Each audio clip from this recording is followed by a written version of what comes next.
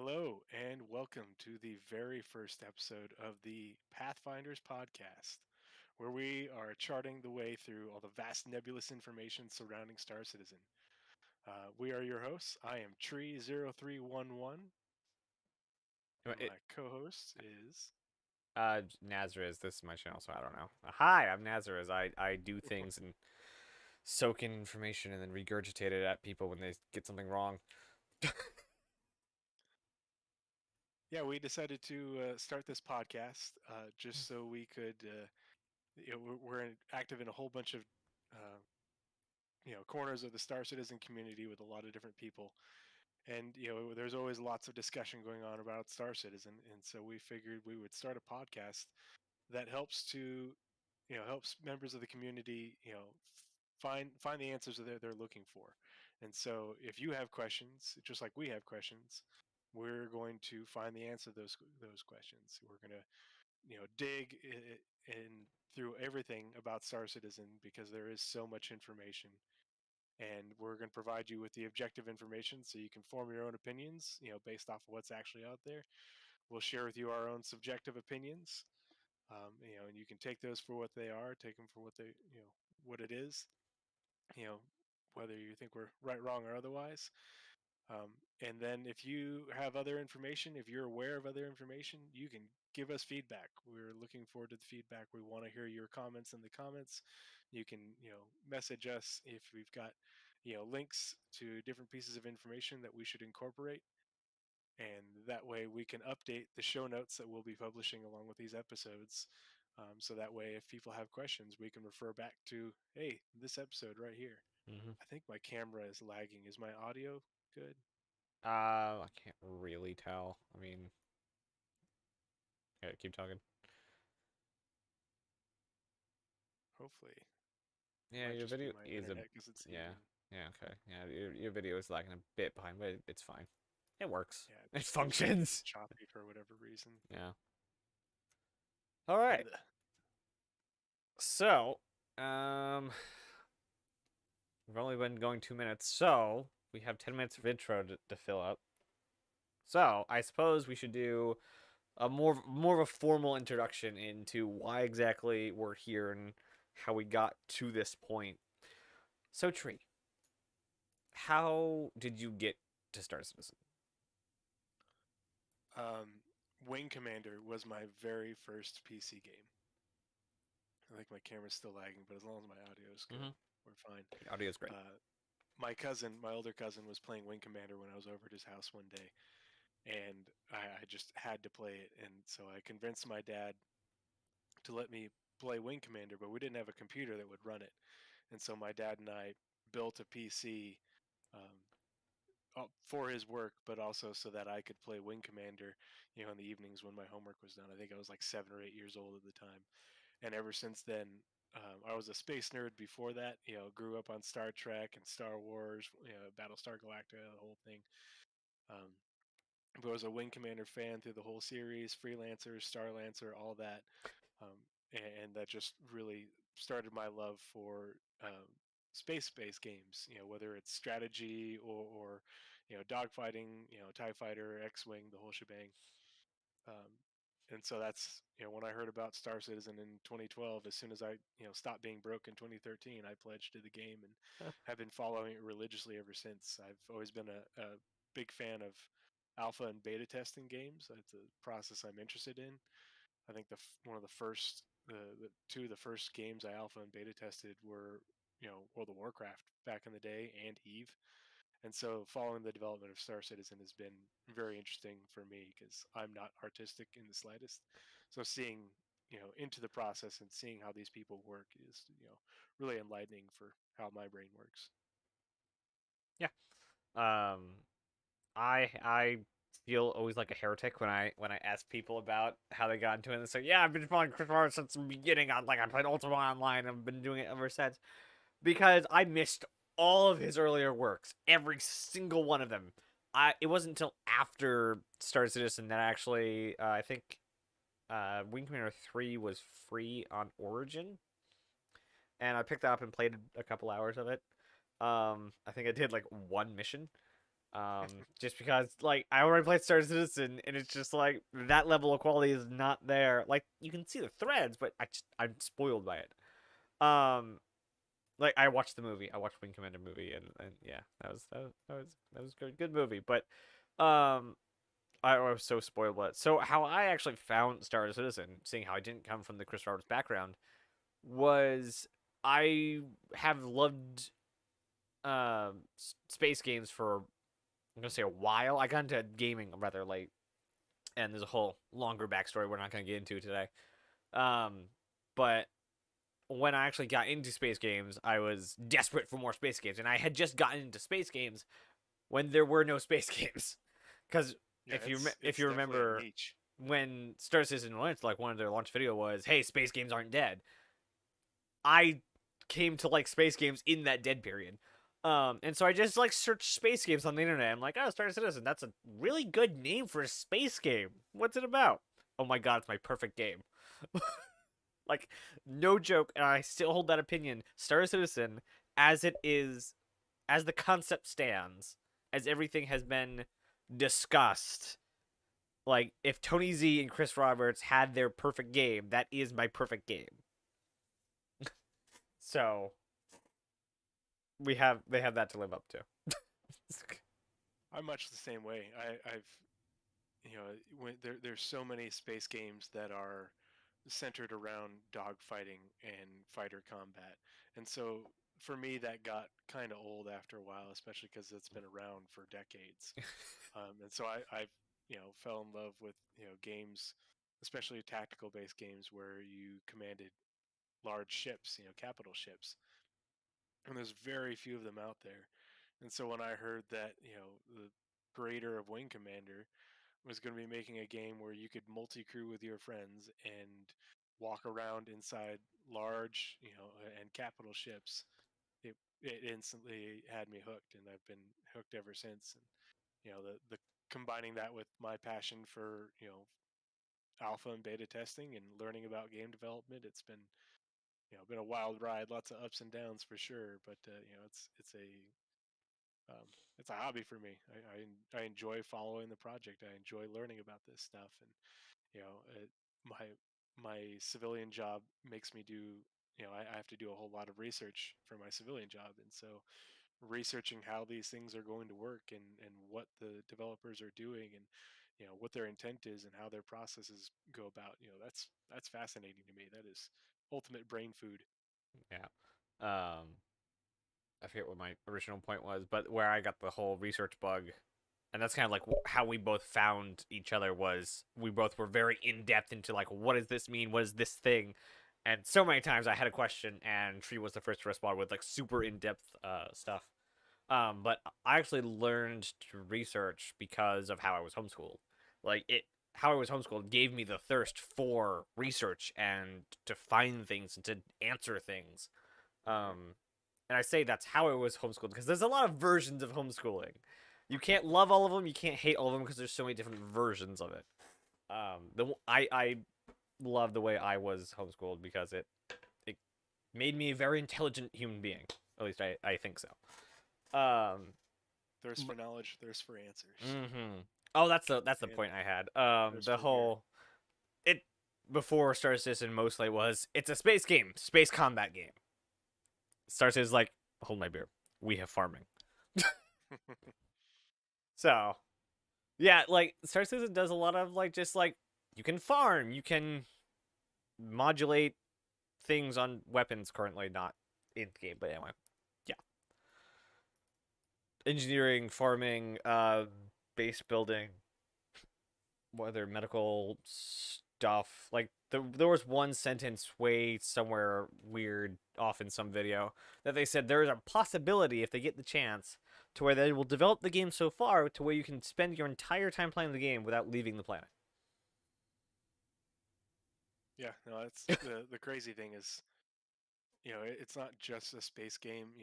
I know that's the allure for a lot of us, but the intent for Star Citizen is for there to be something for everybody.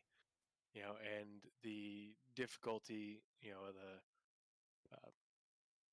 the levels of difficulty are there so that you know if you don't want to fly around in spaceships, you don't have to be some sort of sim pilot in order to fly around in spaceships in order to get to the planet to do the things that you want to do. Or you can just run around on the planet, especially a large habited planet and everything, and play the game without ever setting foot on a spaceship, or you just let your friends fly for you, Mm. or yeah, Public it's transit the coming crazy soon. thing. We'll Yeah. actually get to that later in the monthly report section of the podcast. Speaking of the monthly report section of the podcast, let's flip over to the roadmap roundup. I have time like stamps, so we have to hit. So we're at the 10-minute thing. We gotta move on. This thing is going to derail so many times. Just forewarning the listeners. So roadmap roundup. Did you get any good points? Well, the good thing about the roadmap roundup is it updates bi-weekly, but then it seems like every other update is the juicy one. So the Mm-hmm. one we just got is the less juicy one, compared to previous updates. Yeah. Came for the tree, stayed for the podcast. Thanks, Jaden. Glad you're here. So Jaden in the comments, he and I have been Star Citizen friends for probably going on 4 years. Nice. We've Nice. yeah, Yeah. we've So for we've everyone we've who's been in watching multiple this, orgs together. for everyone who's watching this later or listening to it later, depending on how I can actually figure out how to distribute this, we do stream this every other Monday on Twitch. There should be a link somewhere in whatever description of whatever thing you're listening or watching to, as well as lots of links to show notes and a whole bunch of other stuff down in description things. And we'll get into there's lots of ways to interact with this podcast that we've kind of thrown together all at the last minute.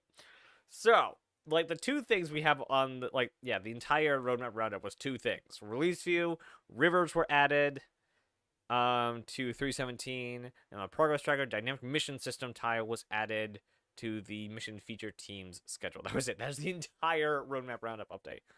Yeah. The cool thing about rivers to me is it paves the way for roads, and there's a few of the things in the monthly report, and things that we know that are being worked on that make roads sound that much more interesting. Besides, hey, you can drive here and you're not going to hit a rock and explode. I kind of see roads as the catalyst for better cars. Yeah. Like, we see in all these concept images, like the tanker trucks and the mover trucks, and like, I want to see those driving from outpost to outpost. Like, could you imagine, like, it wouldn't be hard to just make a truck, like a 18-wheeler kind of truck, a space 18-wheeler, and let you just drive that from, let's say, Lorville to an outpost and back, and do trading on a planet in a truck. Star Citizen hard truck. Like, it wouldn't be that hard. Well, and just with NPCs, and them going about their daily lives, like not everybody's going to have a spaceship, and if you're flying over a road, you should see some vehicles every now and then, depending on what planet you're on. Yeah, the one thing I don't know, and it hasn't come up anywhere yet, is the density. Excuse me, that these roads are being worked on, because rivers are like one in a couple, like, 100 meters, right? Roads have, you have highways, which are the same thing as like river kind of spacing, but then you have city roads where they're very dense and compact. And yes, I'm oversimplifying rivers and roads. So do we get inner city roads as well, or do we only get intercity roads? That's going to be really interesting to see how they make that work with landing zones in the future. Like, will there be, compared to, because Microtech, the only way to get around in Microtech is, through the tram system. Same with ArtCore. Lorville, just the tram system. Are we going to have cities that you can drive through? Or at least take some form of a taxi. Yeah. Some form of automated some sort car. of ground-based transit to get from one place to the next. Yeah. And we know that some of those outposts are going to be, fairly large, not cities, but, to the point of being towns. The homestead, yeah. And not to mention base building in the future, which will include roads. I'm pretty sure they did say that once somewhere. Yeah, no, I mean, you're going to want something like that for, driving from wherever your base is to a nearby outpost. Yeah, and That some could be a reason for establishing your base in a location. and some of the like concept art that they've showed up has very expansive bases, not necessarily dense, but expansive. Like there's like uh, kilometers of space between you and the last building, Hmm.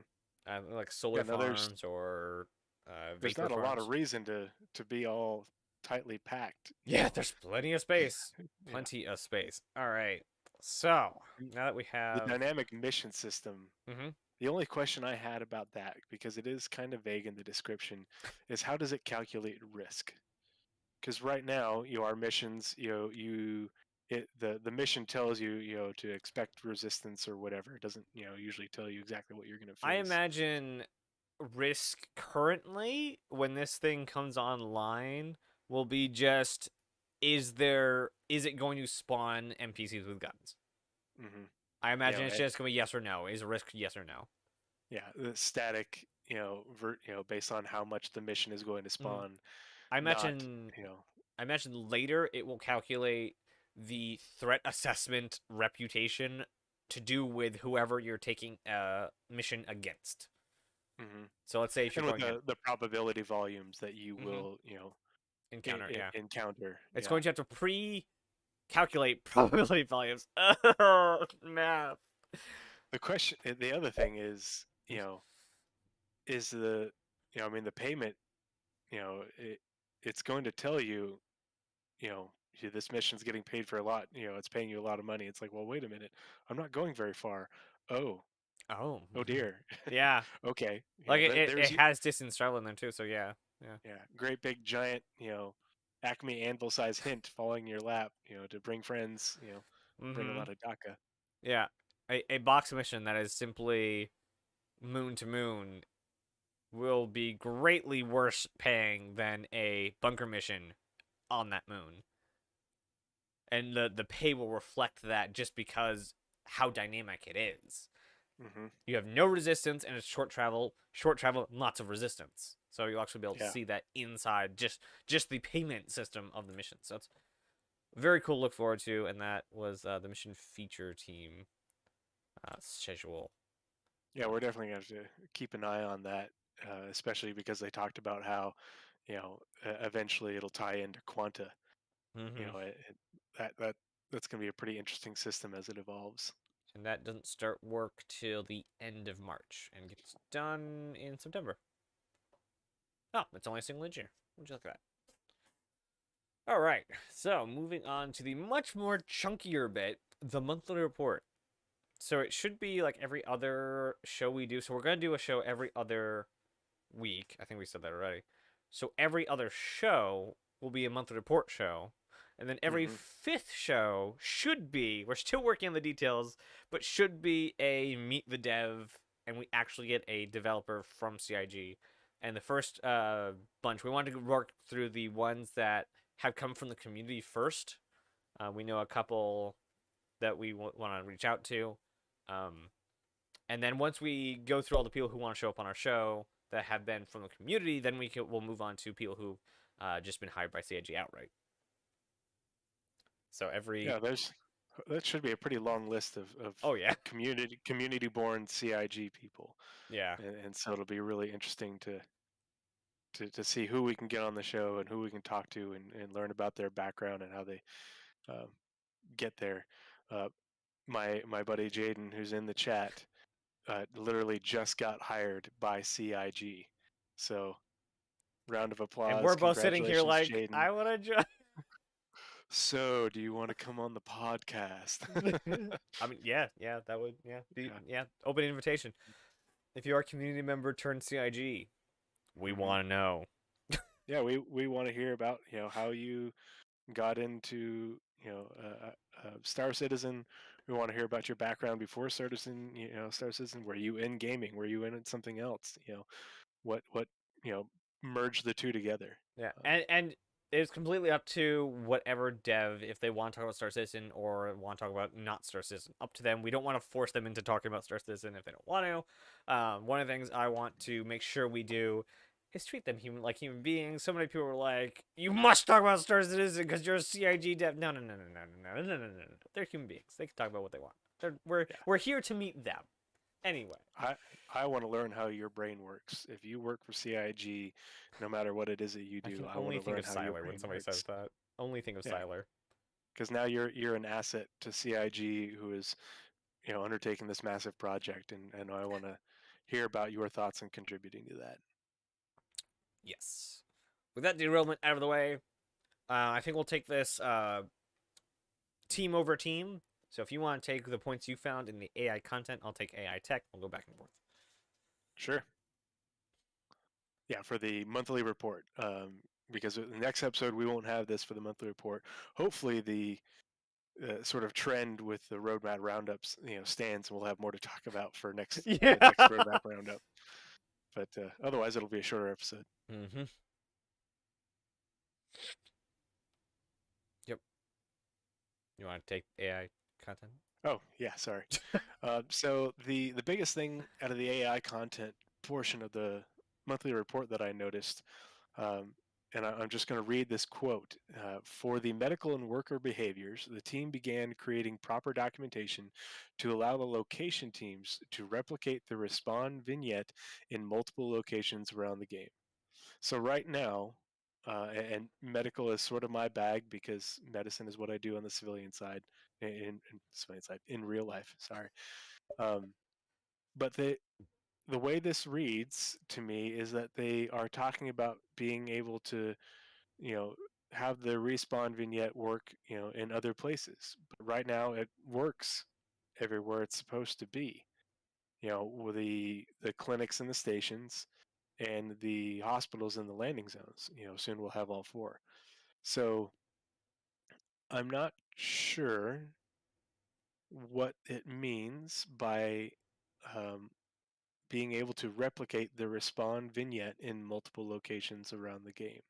Pyro. Because you can also, well, that too, but as I'm assuming that the whatever station has a clinic or a hospital in Pyro, will have that. Is it talking about respawning in places outside of stations? Something besides ships? How? I'm not quite sure what they're getting at, because I you can already go through the respawn vignette, in a 890 jump, and a Carrack. When we get medical ships. I wonder if it's just a kind of like they use the style guides to say, hey, this is an anvil ship, this is an origin ship. I imagine it's a set of things that you should have in your respawn rooms wherever they are, whether that be ships, pirate stations. We're gonna have Terra eventually. It's a completely different tile set. So it's just instead of like these people know how to make the hospital areas, here's the book on how to make a hospital area. So Yeah, any artist can do it. and not only that, but the book specifically for the AI portion.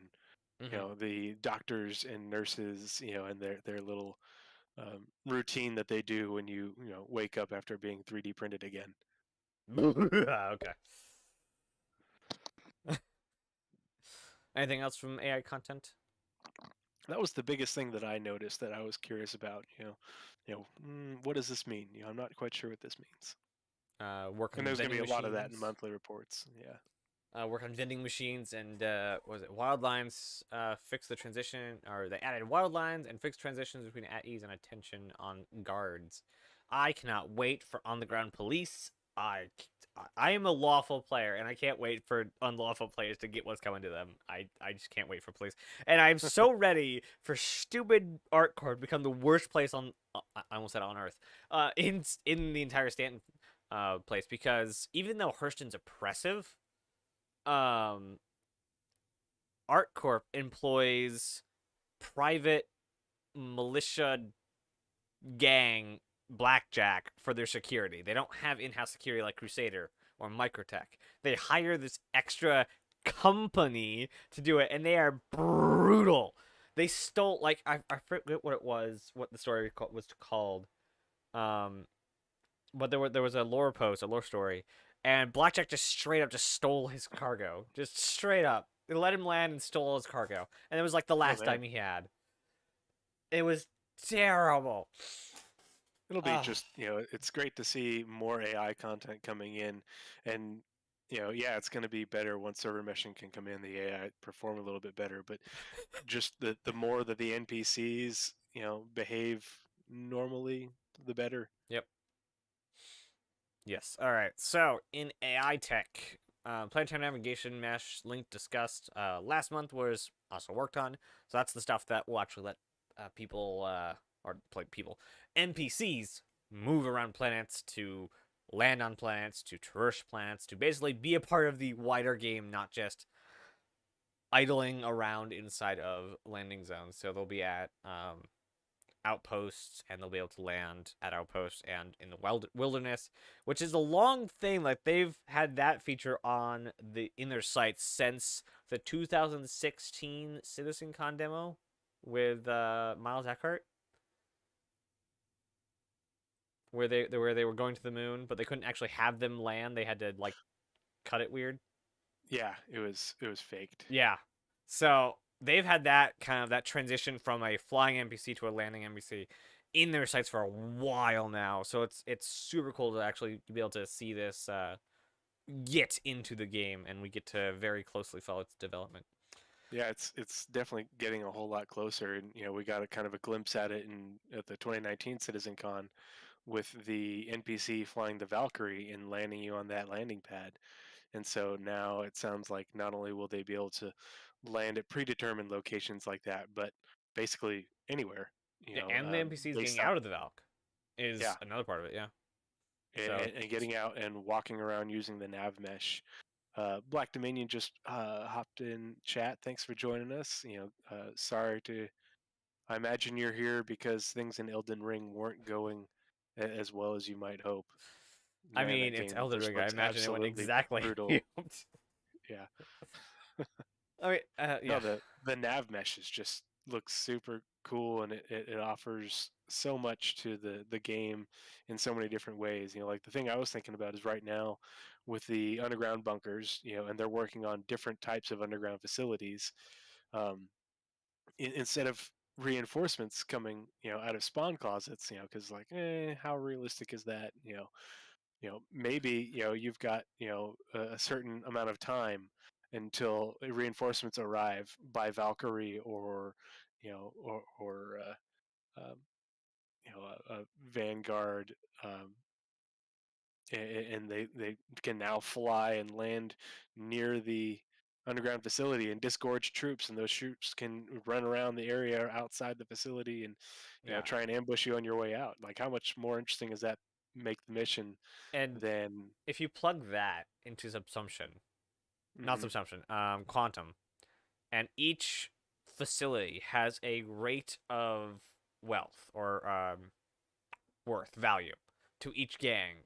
It's how much resistance are you putting up to how much value they view that facility, yeah. and that's just like how much are they going to dedicate to each facility. So if you find a facility that they really really want, you could end up having to siege them with actual tanks. That would just be nuts. And just like all these little systems just build on top of each other until we get stuff going completely wrong but horribly right. Yeah, you're just gonna get absolutely smashed when a couple Valkyries and a Hurk land and disgorge a reinforced infantry company with armor and just absolutely smoke you because you totally didn't plan on that, or you got caught while sneaking in, and the third army belonging to Microtech or somebody it comes and tries to Mm-hmm. tell you to hand back over the chip. Yep. Also, the dynamic conversation progressed, so that is the thing that's going to let NPCs act like they're talking to each other. But they're actually making an entire tool to make sure that they're talking about relevant things. It's not just going to be, how's the weather today? I played basketball. They're actually going to talk about things that the NPCs like to talk about, things that are going on. So like during like something like a Xenothreat event, a lot of NPCs will probably be talking about the terrorists and like whether they be for them against them. Um, so it's gonna be really cool that they're making a whole tool just to guide NPC conversations, so they're relevant to the world around them. Black Dominion. I wonder if that'll be a an aspect of NPC behavior. You know, how suicidal are they? Yes, that's a thing. That will Yeah, be a thing. That's yep. one of the traits. But it's more than just suicide. There's a couple different traits that you have to have aligned till they actually just start ramming you. Yeah, will the fire rats, just if you push them too far, will they just I crash don't want right to into you meet on them. I purpose? don't want to meet them at all ever. I'm so sad that Pyro's the first system to come in. Give me Terra. I'll move on. Anyway, this assumption editor, I believe, they said yes, was given over to designers. So the was it AI tech is now handing majority of the work over to people who can do stuff a lot quicker but dirtier, and then refine it later. So it's Hmm. no longer engineers having to build out assumption trees. It's designers saying, "I think I want this way." So hopefully that will allow the AI tech people to work on other things, and then designers to actually give us functional assumption that we can see in the game. It's nice that they're refining the AI behaviors right now too, and Mm-hmm. their movement, so then they're, less. It seems like you know server performance, notwithstanding, they should be able to not get stuck and just glitch into a wall or a railing or something like that. They should be able to navigate their way around a little bit better and behave a little bit more Okay, two quick realistically. ones. What do you got for animation? Animation, it's just pretty straightforward. They're working on animations, surrounding especially all the AI stuff that we were talking about. Um, so it's sweet Yep. AI doing stuff. The one thing I had for that was cowering and surrender was mentioned for NPCs, and Hmm. that is going to add a lot of texture Yeah, to the world. So in art character, especially if there's oh yeah, go ahead. they like they showed it off during CitizenCon. If you're going someplace, and it's not just enemy NPCs. Mm, Mixing the bag a bit. yeah. Um, art character worked on a subscriber flight suit for Q3, frontier outfits for pyro concept art, for salvage specialized backpack, and a selection of pyro gang outfits. Which somebody did ask a question on Spectrum: will the same attention that they're spending on all the pyro gangs be applied back to the Stanton gangs and relates to their uniforms and how they kind of match in colors? The answer was yes. We already have gang colors in Stanton. I know that was it Ninetales is what, teal and red? I think it is. Yeah. Yep. Yeah, Because you always pick up their armor and it's teal and red. yeah. So And they yes, also are creating the Ninetales material variants, so they're not just going to have teal and red variants of the armor that we already have. They're going to actually look a little bit different. Besides, oh, we're all going to be spray painted uniformly.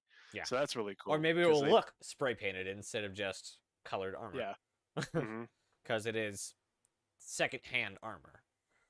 Like most of yeah, their stuff is stolen or ripped off of their victims. yeah. It'll be cool how they make that look, how they differentiate them between us. Yeah. Because I mean, you could, you know, you can pick up their armor and walk around just look just like a Ninetales, NPC right now. And Yep. Yeah, and that's the actually going to ship, get us in trouble eventually. oh yeah, yeah, yeah, and sneaking around and stuff. Mm-hmm. The ship art, as always, everybody's always interested in ships, and it looks like they're making a lot of progress on a lot of fronts, a lot of different ships. The whole A, basically being confirmed for 317, not a .x patch, and it looked like that on the progress tracker. But the fact that they're completing levels of detail on the damage pass, that's really great. Um, the Scorpius is already final art complete.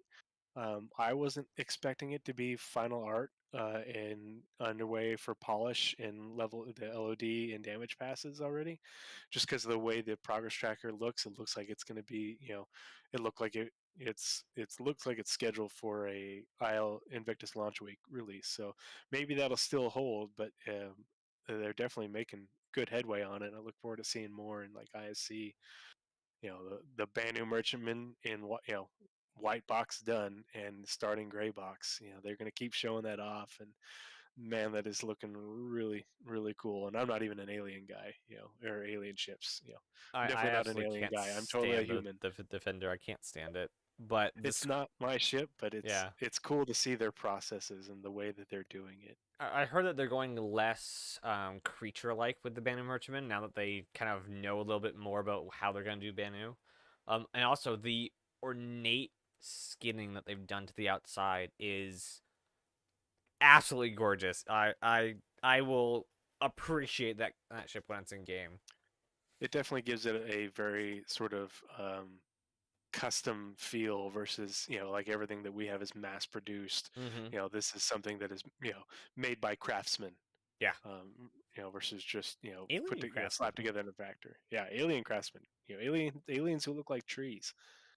Um, and of I always course, get the aliens mixed up on who's who. Like I always want the Xi'an for some reason to be the Banu, and the Xi'an, yeah, the Banu to be the Xi'an, the turtle. I want the Banu to be the turtle people, and the Xi'an to be the tall people.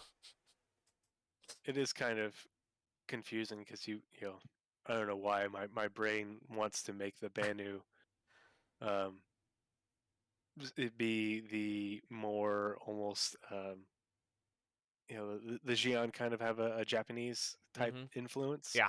and for some reason I think Aren't the the Banu supposed to be more Indian flavored? I That's a don't terrible way know of putting that. the lore just makes them sound like absolute characters. So So where's the word Suli come from? I don't know.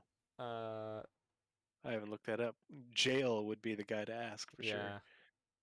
We'll look that up for next time. We'll come back with that. Where Suli Hmm. come from, and we'll probably have more on aliens. Where are we at? Is that all you wanted for ship Two art? unannounced vehicles. Two unannounced One, vehicles. yeah, one in gray box and one in final art. And so I looked at the sprints for these two unannounced, and the way that their schedule is looking at, and I'm assuming I was looking at the right ones. The one that's in final art, it uh, looks like it could be a 317 straight to flyable, and maybe even as early as 317 release, not a .x patch. Um, the one in gray box maybe could be Invictus launch week. I would probably but it could just be a 318 release. Um, but the fact that we don't really have much indication of what these could be. There hasn't been any leaks that I'm aware of. Um, the only thing I was thinking, and this is me just, lighting up, smoking a little hopium. The one that's final art and, or sorry, the one that would be a 318 release would be really cool if it was an Argo salvage ship because they are a bit, kind of on a bit of an Argo kick with the release of the raft and the SRV going into production, I think starting in Q3, Q2, Q3, I They're forget. also on a bit of a gray cat because they got the PTV coming up real soon or done. Hmm. And they also started the Cerberus. The Sidnus. Sidnus, yeah, that Yeah. Sidnus. So those are all wow. Okay, I just looked up. They have the cutting tool, Sidnus, mining tool, industrial tool. That's not all like stuff, but this is all stuff that's on the roadmap. Hmm. The salvage backpack, industrial salvage tool, tractor beam tool, and PTV Gold Standard are all finishing up this quarter. So there's a lot of Grey Cat stuff in there too. So Could be. It'd be really cool to have, even though Tier 0 salvage is just hull stripping, whether by hand or by ship, it'd be really cool if there was another ship that could do that. Maybe it's the medium ship, maybe it's a competitor to the Vulture, who I would knows? love a ship that was kind of like somewhere between a mole and the Grey Cat Rock for hull stripping. Like multiple laser arms just kind of like go Hmm. over a ship and kind of peel off all the armor off of it to like strip the hull. It's kind of like a mole, but for hull stripping. Yeah. but like a No, smaller kind of package for it. and if it's Argo, I'd be all about it. Oh, I love absolutely. Argo. Their It's so their cool. aesthetic is unmatched in its industrial prowess.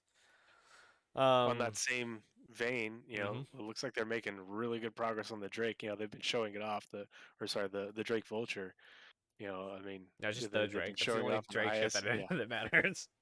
I really like the aesthetic of the Vulture, and yeah, some people will say, "Oh, you copied it from Eve." What I forget which Eve ship was, No but art exists in a vacuum.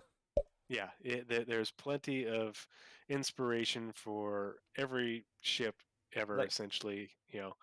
Um, yeah, that's just how these things work. yeah, Jade mentioned we're also owed a refinery ship, though we do have fuel coming, so that actually might be up there. Mhm. Um, I was really surprised that we see now I have to go back and look, but the sprint for refinery ships that's on the progress tracker mhm. was very, very small. And I think it was another one of those things where they got started, hit a blocker, um, and you know they're hit some sort of blocker, and are gonna have to pick it up again at a later date because we're getting refueling in 317. Mhm. No mention of the Starfarer doing any refining in 317. We And also have refining for the, I want to say Odessa, no, the Odyssey. There we go. yeah, and so Which, I would. if you look at the concept for the Odyssey, they took a prospector, sheared off the lid, and glued it to the bottom of the Odyssey. It's Yeah, hilarious looking. I love it. yeah. Okay, we're I'm gonna have to really. get through these a little bit I'd be. faster. Oh, it's okay. I uh, I definitely think that the refinery ships, after they get salvage in at tier 0, they're probably going to have to move to refinery ships just because, for pyro and the distances, and the amount of, we have mining ships and everything, they're going to want to have a refinery ship. Just because the infrastructure in pyro just really isn't there and the distances are so great. Cargo reach factor is not till the end of Q2. Yeah. Trying to think, like, because a big part of just resources in general for Star Citizen is going to be the transference of Hmm. commodities. So not only having fuel, obviously we're getting refueling, but if a mine ship could get the Quantanium to then give to the Starfarer to refuel it, that space can then move around a bit more. You're not tied to I have to go back and get Quantanium to go refine and then go to sell or buy fuel or whatnot. It kind of loosens up the economy a bit to actually be in motion a bit. It'll be really interesting to see how they go about moving the bags from the prospector and the mole to a refinery ship. You know, do you just use a tractor beam and move them from that ship and then dock it into a similar port on your refinery ship and it gets sucked up into your refinery or something? I Who think we're knows? gonna see a great uptick in tractor beam seats or drones or what have you, because it seems like a lot of their EVA ship interactions are planned for some sort of a tractor beam mechanic. Hmm. So I Yeah, imagine they we'll talked about start seeing a the lot more tractor tractor beam beams on stuff. the whole sea. Yeah. So I imagine we'll be seeing a lot more tractor beam stuff as far as getting function outside of your ship, so EVA, extra vehicular activity around your ship. Hmm. For art, um, for weapons, yay fire. Fire extinguishers. They're working on the fire extinguishers. That means fire is probably going to be coming pretty soon. In your ship that you're going to have to put I out. believe fire and life support were both kicked off similar. Hmm. Um, fire hazard is almost done. Fire extinguisher and hazard are finishing up this month. It's used in Squadron. Yep. But life support was kicked off. Hopefully, I believe that was ho- actually in this monthly report.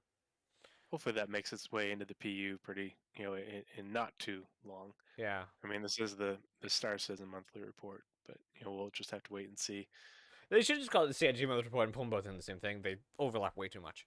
Life Yeah. support gets done not till the end of the year, and that's only Star Citizen related. Yeah. So fire is both. Okay. Okay. Yeah. Fire. And dedicated salvaging tool. Hooray. Give me the tractor beam.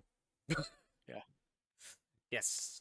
Okay, I'm going to quickly run through what happened with the community team. They released a Jumptown 2.0 infograph. They did a Xenothreat overview, new player comlink, 316 postmortem, Coromore contest, Hoverquad QA, February free fly, event schedule published, and a referral bonus for that free fly, all of which have now been over for a while.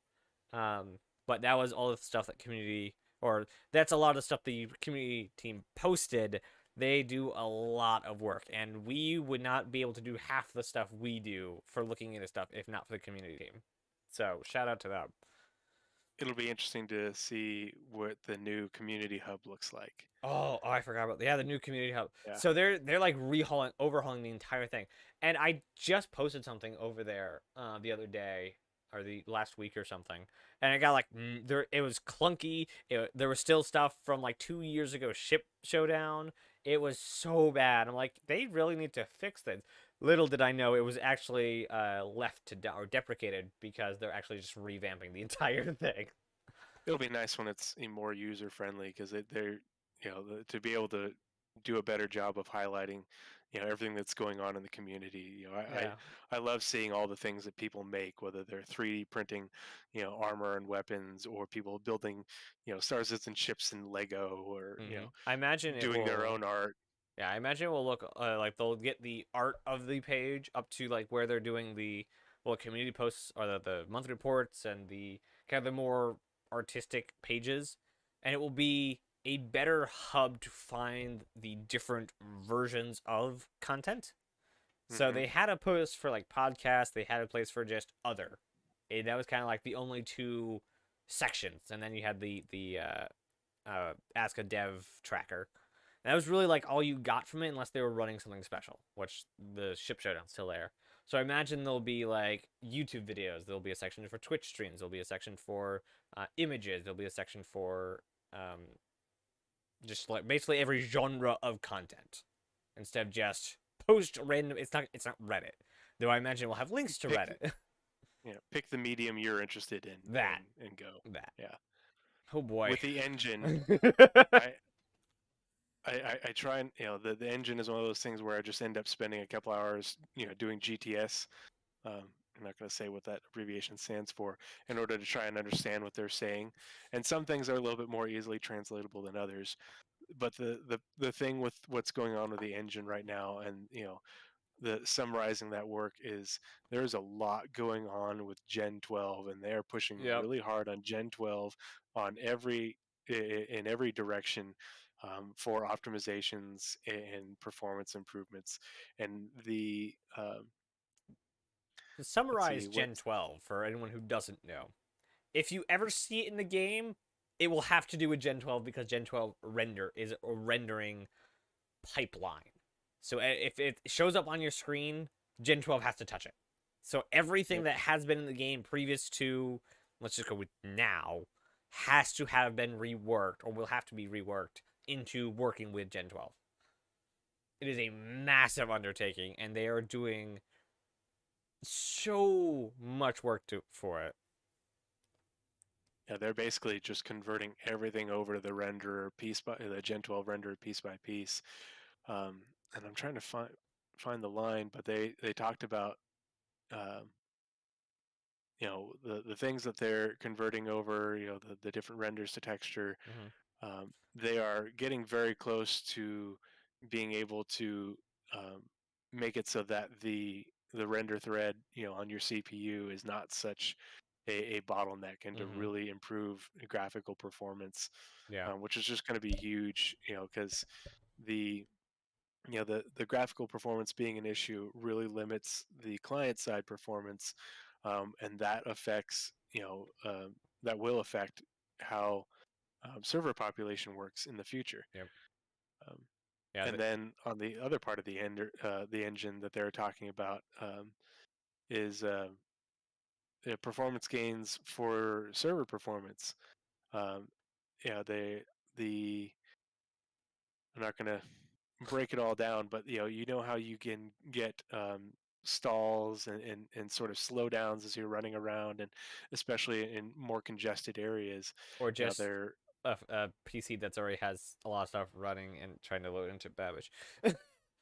yeah, and so they're working on optimizations in order to make it so that way those stalls don't happen, and those stalls not happening should make it so that you don't have these slowdowns in the server tick rate, and so they're expecting a good boon to server performance in the near future with that. So that's something we should all be excited about. Yeah. Anything that helps the server tick rate is good for all of us.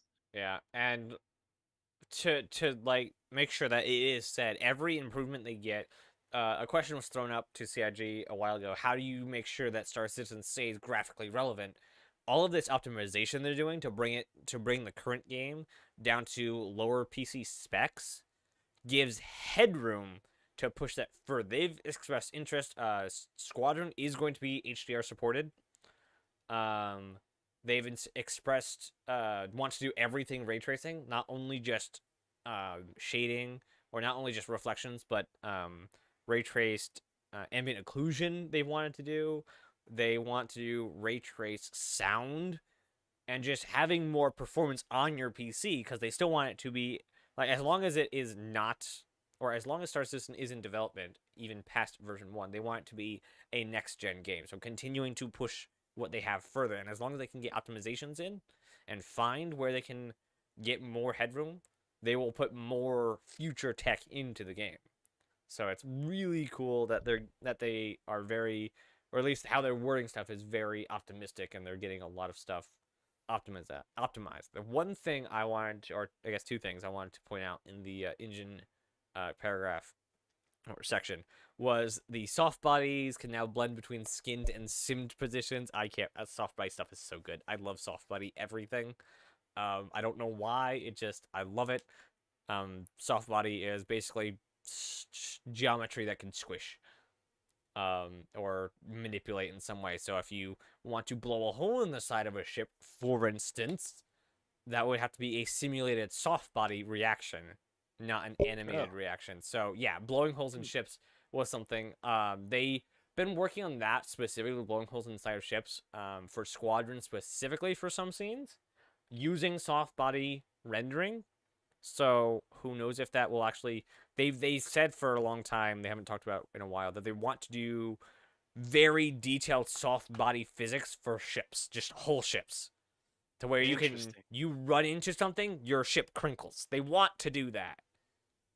Whoa. Yeah. I remember seeing a sprint about that. They want to do that, and that's some of the stuff that soft body skin to simmed is very important. The other thing is just, for those coders, header file optimization. They're working on making sure that everything in their files, or all the stuff in the files, are only using the headers that are in that file and removing any headers that they don't need. So for anyone who knows programming, you'll know that's important. No extra heading. So features, characters, and weapons. Salvage gameplay. Damage, this is a quote from the feature team. The use of damage mapping, which was mentioned in a previous report, is shown lots of promise. However, there is still work to be done to reach level fidelity and persistence we are looking for visually. The actual gameplay is progressing well, too. So they have this mark, and of course it's CIG, so like, it looks great, but it could look better. And so they want to continue iterating on their damage mapping. I imagine that is still an evolution of what we saw several years ago with the repeater tearing up the Gladius. I'm pretty sure that's damage mapping. Yeah, damage mapping, and they're going to use that same tool and tech in order to strip the hull off. And basically you're stripping it off and then sucking it up, kind of like in mining. And in order to use later, whether you sell it or use it for repair purposes. But it's cool that they're reusing tech that they've already built, and incorporating things that they've already built in order to make the process more streamlined, and then just making it look the way they want it to. Which was in the original design doc for repair. Like that was like it was the damage system, and they didn't say it specifically, but that's how it reads the other thing. And also they're working on a specific dedicated salvage repair tool, which salvage repair is the same thing. It's just different directions. Yeah, Um, reverse. yeah, and it sounds like the multi-tool salvage attachment is done. How they worded the paragraph. Um, Another thing, the last thing I have for featured character and weapons on my end is improvements to synchronization of viewing other players. Yeah. This basically means no more looking at people jittering. Yeah, so you might actually be desynced, but it won't look like you're desynced, or at least they're going to reduce the visual display of desync, especially with character animations, so that way it's more smooth, which is great, Yeah. because if you don't notice it visually, it's not as big of a deal. You'll notice the performance of, well, wait a minute, how come they're taking a while to get somewhere, but at least with animations and people doing stuff, it won't be jittery and all robotic and stuff. One of the things I think will benefit greatly from this, not only immersion, but machinimas. And I've seen a lot of machinimas like it's almost perfect, but that jumped back a couple frames. Yeah, everybody doing things for the community hub, and this will make it so much easier and make the work that they're doing really stand out, and actually be a good representation of what their creative vision was for that machinima. And I think it's super cool. Absolutely. Anything you got more for engine, or are we gonna move on? Oh, not engine. Feature team. No, that was it. All right. Going on down to, well, and so that's features for character and weapons, features Right. for gameplay.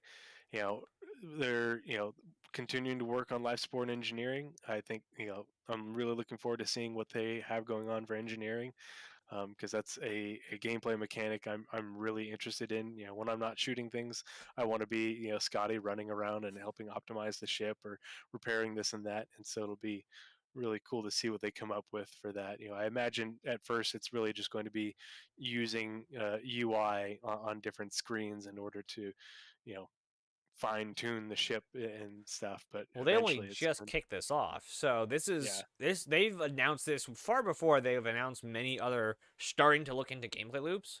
Because the first time they Hmm. told us we're looking into hacking, they had concepts already. They had that one image that I absolutely melted over because it was horrible. But they had a concept of where they were looking into going. With engineering, Hmm. all they said was, "We're starting." Oh, we have to work now. Yep. So it's interesting that life support started, and also the entire, not just engineering gameplay, but the entire engineering gameplay loop. So just like Hmm. mining's an entire loop, refining is part of mining, I think. Salvage is an entire loop. It's Bounty going to hunting is be an entire something they loop. work on for it's going to be in progress for a while, Yeah, but so we'll have a the tier fact that 0, they're a tier 1, a tier yeah, 2, a tier 3. And it will yeah, be something that a single player can spend their entire time in Star Citizen doing. and it gives you something to do while you're in quantum travel. Yes, I will be doing all my own Especially repairs and botching yeah, all of them. especially if you want to optimize for fuel usage, for how far you can jump and everything. These are the things where haulers and stuff are really Mm-hmm. going to be able to you know instead of just sitting in your chair and putting something on YouTube on the other screen, you can get up and move about your ship and do things to make the trip shorter or more efficient. Yeah, and I these are think that spacers making this game. Like they know, they've seen Star Wars, they've seen hmm Firefly, they know like the intricacies, or Doctor Who or Star Trek, where like they want to eke out a little more jump, like you were saying, jump length or engine speed or blaster fire, or just like, hey, I wonder if I route the power through here, and if we just cut off this conduit, oh, now the lights are out. And just like tweaking around stuff and seeing what your ship can actually do on the internals of the ship is something they are aware of. So that is where engineering is going, into that like feeling out your ship and having your ship become an extension of you, but also its own character. Yep. And the feature team taking over functionality for the salvage mechanic, that means that it is out of vehicle tech. Yep, they are It done. is now on to features and the game, the gameplay teams. So that that's good for it bodes well for salvage, Mm-hmm. you know, and the fact that they are How so many many years teams did are it take it? working on it. Yeah. Oh gosh. But you know, the fact that it's, you know, that they so many teams are working on it and making good progress, you know, it bodes well for a 318 release versus it getting, you know, I mean, who knows? Maybe it gets punted to Q3 because it needs a little bit more work. But it there's a lot of work going on, so that's as good as much as we can ask for at this point. April 1st is next month. What do you want to bet it's going to Yeah. be? Salvage just delayed. Oh gosh. The, the least funny April Fool's joke I can get in the Star behind that Citizen one. community. I can get behind that April Fool's joke. There are some that I absolutely hate. I can get behind that one. Let's see, what else do we got on here? We have features, Vehicle vehicles. features. The transit system. I love trains. So there's very little said about what the transit system rework will do other than bring it in line with server meshing. But it's like not only an update but a refactor. Mm-hmm. So hopefully, unless you've heard anything, it's going to be giving us the ability to move not just in a loop but to more places in a city. I don't know what it all entails, but the so and I'm always going to plug content creators in the community and everything. But I was watching Captain Stable with Astropup, Paul Shelley, and I think he had Crunchy and Al on his most recent show, and they talked about this. Okay. And it sounds like, and I forget which one of them made this point, but it stood out to me with the refactor and making it function with server meshing, where the transit systems, you know, stream in, stream out, whereas they didn't before. It sounds like this might be the fix for where, you know, the transit cars overlap each other, you know, Mm-hmm. and there's one still here and another one comes in and you can't get into the door and you're stuck or you can't get out. Um, you know, and the same thing with elevators. So it sounds like there might be, this might be addressing some of that issue that we've been experiencing for so long. And it can be game breaking because if you can be stuck, you know, And someplace and have to find an also alternate route. and also possibly stations disappearing maybe Yeah. Yeah. because they have to be, well, I guess the locations don't have to be always streamed in, but possibly it might help. It might help. Anything touching this transit system might help.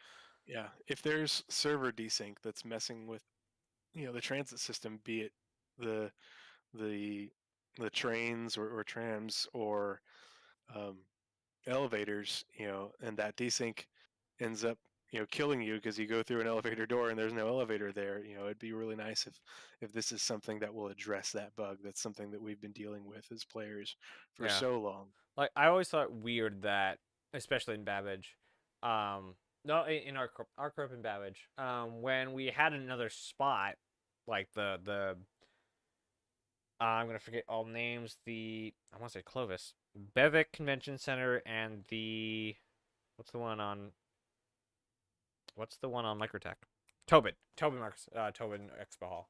Hmm. They had to be placed in the loop where we had, and then just another stop be added instead of it being on its own loop, and it's still there right now. You actually pass it if you look out the window going from I think it's actually going from Commons back to the Aspire Grand. You actually do pass it. Their stops Hmm. still there.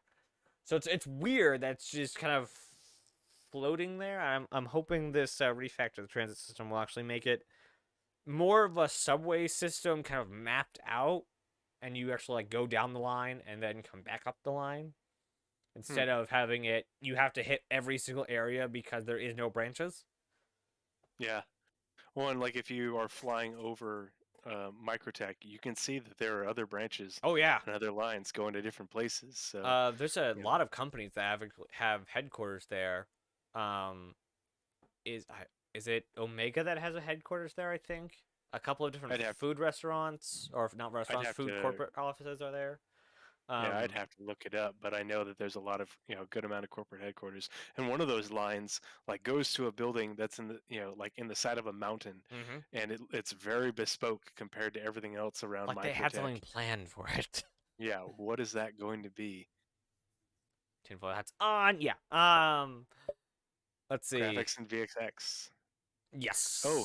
So this is the thing. I was looking at it. I was looking for it in the engine side. Ah, You know, so I'm just going to read this real quick. The graphics team continued their push on the Gen 12 renderer with a large portion of scene rendering enabled in the main branch. While this doesn't have all the optimizations yet, it's a crucial first step in seeing significant performance improvements. While they're awaiting engine optimizations on the main thread, they can get so they can get the most out of the Gen 12 improvements. So it, like I said, yeah, they're pushing really hard on Gen 12. They're making really good progress. If you look at it on the progress tracker, they are anticipating that there's not a lot of work left there. That this is the final countdown not a lot to of work, where, but so much work. yeah, in terms of T1, if you yeah. look at T1's compared finishing to up in like a week or so. Yeah, yeah like in like a compared to week or where two. they've been and how long they've been working on it. We are really getting close to that initial implementation that really should help offload some of this workload that's on the render thread, I'm and distribute it hoping. more evenly. Yeah, I'm Yeah. hoping we actually in the next either update to the roadmap or monthly report we get what is next. Hopefully Gen 12 T2 will be on there. Just as a hey, we're working on this. It's gonna be like worked on Q4 and beyond. But just like to know they have plans to start working on the next thing. Because at CitizenCon they didn't mention that getting T1 in is just getting it in. There will then Hmm. be optimizations, then new features. Yeah. Like, and new No. features like ray tracing new features. Like, so. Yeah. Yeah. Once the optimizations are in there, then they can start working on the fancy stuff to make it look ultra pretty. But this, goes back to that, how I was saying you need to have these optimizations on the client side, so that way, because the server population is not just dependent on server performance. It is dependent partly on client performance. Mhm. If your clients are chugging along, Yeah. the experience is not going to be good, and it's going to affect the server. Yeah. Just imagine Um, if the screen was the endpoint.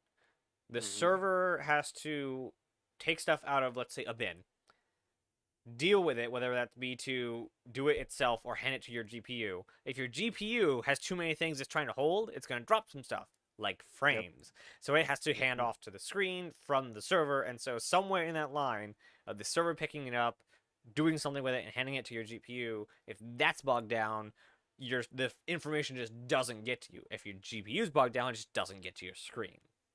Yep. And so tinfoil hat time. But if you've watched Ray's Guide, um, Danny Raymond is a content creator for Star Citizen. He does his channel on YouTube is called Ray's Guide. He just did a video. It's the second video about server meshing, but this one was talking about object container streaming. And he did a really good job highlighting, how you know the reason that we are getting these he didn't talk about this so much, but it plays into it. The reason we're getting Gen 12 now, and they're working so hard on getting it now, is because they need to have this in before server meshing, so that way when they're building the server meshing, the next server meshing dev branch, or the initial server meshing dev branch, they can figure out what the player counts for the new shards are going to be. Because if all they do is implement static server meshing with servers, that the servers are performing a good deal better, but you know okay, now we can bump up the server population in a shard to 100, you know but if the client performance is that much better, that's what's going to help drive increasing the player counts beyond 100, 200, 300, 500 or something, as they continue to iterate on server meshing. Yeah. But they have to have this done and implemented so that they've got a good baseline for that initial implementation. And I'll jump in the tinfoil hat clan for a moment. That's getting done this month, guys. They need it before server meshing. Just saying. Okay, Yeah. moving on. Timing convenient. Lighting! Lighting began work on major events planned for later this year, processing with various minor areas before key locations are available for a full pass. I like how That's they actually said, very not ambiguous. That's the nebulous, I guess, is the correct term. It's yeah, like we're doing stuff for stuff we have planned for places that are not yet available. Just like what? hmm What is the paragraph like? What? What? You know, Lighting. Who knew yes, lighting was going to be the paragraph that's just like we're working yeah, on they're going to use stuff? lighting to dangle this in front of us that they've got a major event, you know, that they're not going to tell us about, but major event later in the year. Is that You Cargo know, they didn't. Olympics? Yeah, they it could be an event that we Is it Cargo know about, Olympics? It's Cargo Olympics. with, you know, It's Cargo it could be Olympics. CitizenCon, Ooh. IAE, Is or it could be something CitizenCon entirely different. is CitizenCon an in-game event, or is that just AIE is the inverse parody? Well, IAE is, you know, its own thing. CitizenCon is supposed to be, you know, it's an in-lore event, Okay. um, like IAE and Invictus Launch Week, but That's weird because all events that are events in Star Citizen, for those who don't know, are planned to be dynamic events in the game. So when, let's say, Coromore or the St. Patrick's Day equivalent or the Halloween equivalent or the Christmas equivalent comes around in the year, the universe will add that dynamic event, and the landing zones will get overlays on them. The people will start talking about things, and different missions will show up. So if CitizenCon is an actual event, that can be a dynamic event that will just come on every single year and just happen in the verse without anyone doing anything. hmm So and it'll make it a lot interesting. easier as they add new locations too Yeah. to replicate that. Yeah, like And the stuff they've built out for AIE. If they just say these are the assets to use, the schedule goes here, here, here, and here, and the thing just says, okay, Microtech is our place this year, so we're just overlay the stuff. Like, I cannot wait for dynamic events to be dynamic, and the devs don't have to like stop everything they're doing to make an event happen. It'd be great. hmm It's great that, you know, showing more progress on the space stations for Pyro. You know, they're plugging along, Yeah, and they're the actually doing lighting is looking really cool.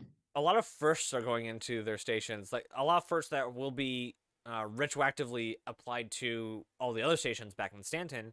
The special not only the lighting passes but also the what do they call them, extra traversal options. I forget hmm what they exactly called them, but basically Jeffrey's tubes and extra corridors that have some blockages in them or something going up and clambering onto scaffolding and such and so on. So a lot of that kind of stuff is going to be put back into the other space stations that we have in Stanton now to give us a more traversable, not necessarily normal. Like you're as a civilian are not going to be climbing into Jeffrey's tubes. That is a maintenance thing. But much like the Klesher repair stuff, space stations might also use civilians to like, hey, there's this thing we need repaired, but we're too lazy to go do it. Can you go do it? Yeah, they've talked about those missions, you know, especially like for Orison on the platforms, Mm-hmm. having to go do repair missions and stuff. I imagine those will be reputation gated. Like you're going to have to Absolutely, be yeah. engineer level whatever, you know, in order to get, you know, contacted to do this mission. You know, hey, you know, or this job, you know, you know, we don't have our normal engineer is sick, you Yeah. know, or something like that. You know, can you? Lore in missions? Mhm. Heresy. Uh, Moving look. on to locations. So I was reading through this, and it's really cool to me that now that the Montreal team is done with all the medical locations, you know, pretty much done with all of them, you know, they'll come back to the Levski Hospital when the time is right. But Which the does give credence. A couple people have said that we may be getting Nix, and I've been one of the ones who said it, that we may be getting Nix and Levski pretty soon after Pyro. But if they've gotten Levski to a point and they're now stopping it and they're shelving it till they come back to it, it's probably not this year. Yeah, I don't think Levski and Nix will come with Pyro, just because there's so many other sprints associated with the, you know, implementation of Pyro, like the space stations. I can't see Nix as a system not having a couple space stations. You know, I know the planets, you know, aren't really, you know, the level of habitability Yeah, it's of, just you know, some rocks. of the planets on Pyro, but there should be some stuff in there besides just Nix and Levski. I And so, imagine. yeah, I Um, imagine we're going to see some work on that later in yeah, the year, and they're yeah. going to tell us about it. But And after having built out Pyro, I would not be shocked at this point, watching how the roadmap's kind of unfolding, if we don't get another planetary system till static or dynamic server meshing. I don't know. Like, I think dynamic is going to be a while. It is gonna be wild, but think of how the alpha has progressed so far. They only put stuff in when they need something to test. Yeah. So they need something to test static server meshing, specifically around jump points. Well, and with reputation coming in, fueling coming in, you can't have too many systems in a shard. Mm-hmm. Because then you're just spreading out your player base like we already have now. Right. If you have 5 systems, but your single shard is 500 people, because you can't have more than 500 people within a single object container. 500 people spread across 5 systems. Right. It's going to be a ghost town. So they do need to get it. Move from static to dynamic quickly, because it's also going to cost a lot of money for those platforms. And that's another reason why I think that we just won't see next. Not for any particular reason, just because it just won't be added, just because they have other things to work on, other things to implement in the interim between static and dynamic server meshing. The derelict settlements. So it sounds like they're completed the white box stage for the first proof of concept. And with the growth in the Montreal team, the locations team, and how big that team is already, and how big it's going to be, I wouldn't be surprised if they push through the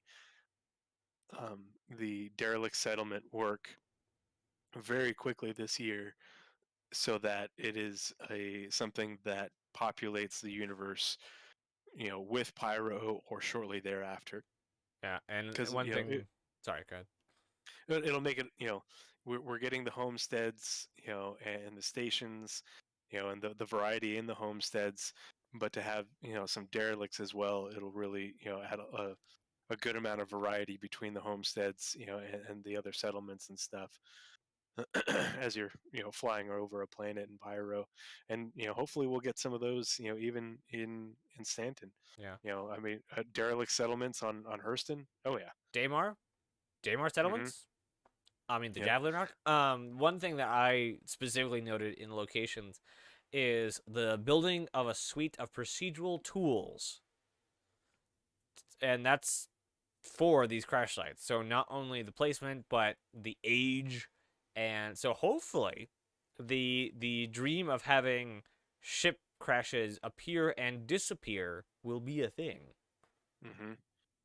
So and make it a whole lot less dev intensive for these things to occur and populate the universe. Like, it would be great if, like, you can have the game, like, there's nobody around for X amount of time, remove the wreck. That's easy enough.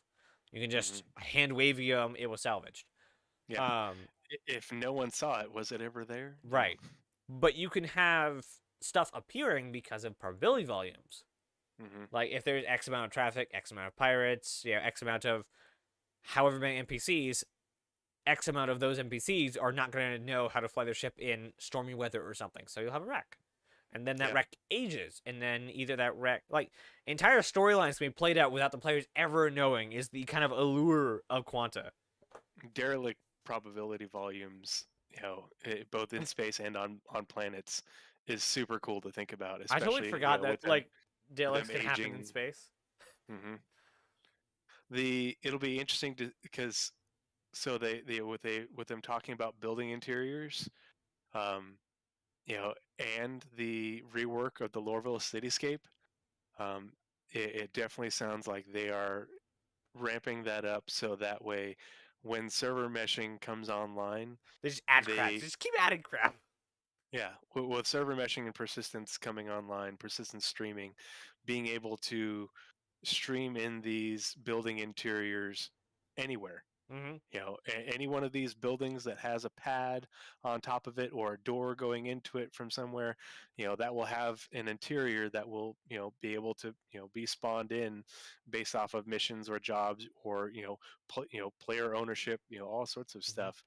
And if you fly around on Ark Core or over you know, Hurston? New Babbage Oh, Babbage. Sure. and Orison and soon Lorville, you will see that there are these landing pads on the skyscrapers and different buildings everywhere. Mm-hmm. And that means you will be able to go there, and you'll be able to go in that door Or you and have go the down that elevator. possibility to go there. They said Yeah. specifically the team will be able to add interiors as needed. And Hmm. that was like the cue for my like overhyping, like every building will have interiors. That was the okay, calm down. They're just going to do it. They're going to do it with purpose when they do it. It's not going to Yeah. be 50,000 buildings of Hurston, all with many thousands of meters of corridors of apartments or Yeah, it's offices. well, like they're not all going to be there, but if a mission takes you to a specific building, it'll stream in an interior for that building, and then when you leave, it'll stream it out. Mm-hmm. And that's just crazy cool that they can, they're building these tools so that these interiors will populate, based off of the needs for the mission or whatever, or for the job. Yeah, I So wonder if if you have it's. permission to go in there, Did they say something specific about them streaming in random buildings, like not necessarily like so. Trying to figure out how to articulate this one. Um, is it going to be every building that has the possibility of having an interior? Do they have to build the interior, with their procedural assisted tools, or the is way I it understand. just like you get interior and you get interior? The way I understood it is that they're building the tools and building interiors so that way, sort of like the space stations, it Mm-hmm. will it will put together an interior, based off the building, if a mission or job or whatever is generated there. So you're saying it And will be so at runtime? yeah, like Oh it's wow. a Okay. yeah, they're building procedural tools, like, and some obviously a lot of them are going to be bespoke, Yeah, if for there's any like actual like authored mission there, because hmm the mission team loves authoring stuff. yeah. But there could be lots of procedural stuff, streamed in at runtime, just based off of very simplistic, not simplistic, but you know sort of more run of the mill, missions and jobs and contracts, and Okay, this office, what I'm pick hope up your package.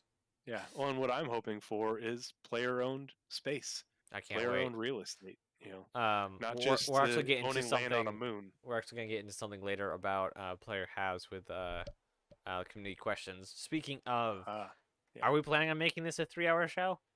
Oh yeah, we do need to keep moving. we're Sorry, I at was 120. smoking the hopium on that Yeah. stuff just because So let's it's try. We really have cool to like me. 20 more teams to go. So Sandbox, moved outposts down the pipeline for playtesting, and being placed on Pyro 3, testing initial layouts. Design has iterated on them. Team also began work on wider variety of static modules, for and sub themes for outposts and outskirts of said outposts. Early, elsewhere, art began early white box of derelict outposts, so the broken outposts, Hmm. and further work on the skybox and Lagrange points, artistic wise, so the gas clouds and spacescaping. There's going to be so much more variety in Pyro, Hmm. and I'm sure some of it will make its way back into Stanton, because so Yeah, much of this the is Lagrange points was procedurally built. specifically Stanton Lagrange points. Astropub gonna Yeah, give yeah. give Astropub a run for his money. Yes, yes. You want to take narrative? Let's see. So, narrative is lore, and so I always enjoy the lore, but it's when they talk about the narrative in the monthly reports, it's basically, to me, it's just talking about how narrative is supporting all the other teams, so that way everything that the teams are doing fits with the lore and fits with the universe. There isn't just the teams are going wild creating stuff that doesn't fit in, but they're capturing dialogue for a upcoming dynamic event. Not going to tell you what that dynamic event is, but it's coming. Is it a So major event? yeah, so that's really cool. And then uh, new episodes of Plain Truth. If you haven't read that, do it. It's I thought it was pretty cool. It was a good kind of grounding to the universe, which is not always what we get in a lot of the lore posts. Yeah. Yeah, and I think I'm thinking of the right one, but Plain Truth is the one where he's like a conspiracy theorist type guy, right? Yeah, and he's like, the Yeah. CDF was actually funded by the Navy. Yeah, it's Or like, I think no, it's big really companies interesting. funded CDF to use civilians and not have liabilities, and like insert the office conspiracy theorist meme. Player relations spent February focusing on assisting players during Xenothreat, Jumptown 2, and Free Fly event. Also recruiting extensively for live QA, Go QA. Recruiting, yay. Yes. Tripling the number of team members. Like, thank goodness. if you guys don't love QA, find some love for QA, because everything you see, like, as many bugs as we see, PTU has twice as many. Evocati has 5 times as many as PTU. QA deals with 100 times more bugs than Evocati. Like, a developer says, "Hey, I just slapped together this UI in like 10 minutes. I need you to test it." And QA is like, "Ah!" Loads in and nothing loads around him because somebody misplaced a comma. That's what QA has to deal with. And like, it's insane. It's absolutely insane. How about props? Props working on space stations, and props again, another hint at events. So they are hint dropping real hard. There's an event coming. We should do a bit for the next one. See if we can figure out what this event is. Yeah. Also, they appeared in SCL. Cool. QA doing what QA does. Bless their hearts, and I mean that in the best way possible. Yeah. They worked on hotfixes, issues. They did their job, and they did a whole bunch of awesome stuff supporting basically the game as it is a live product. There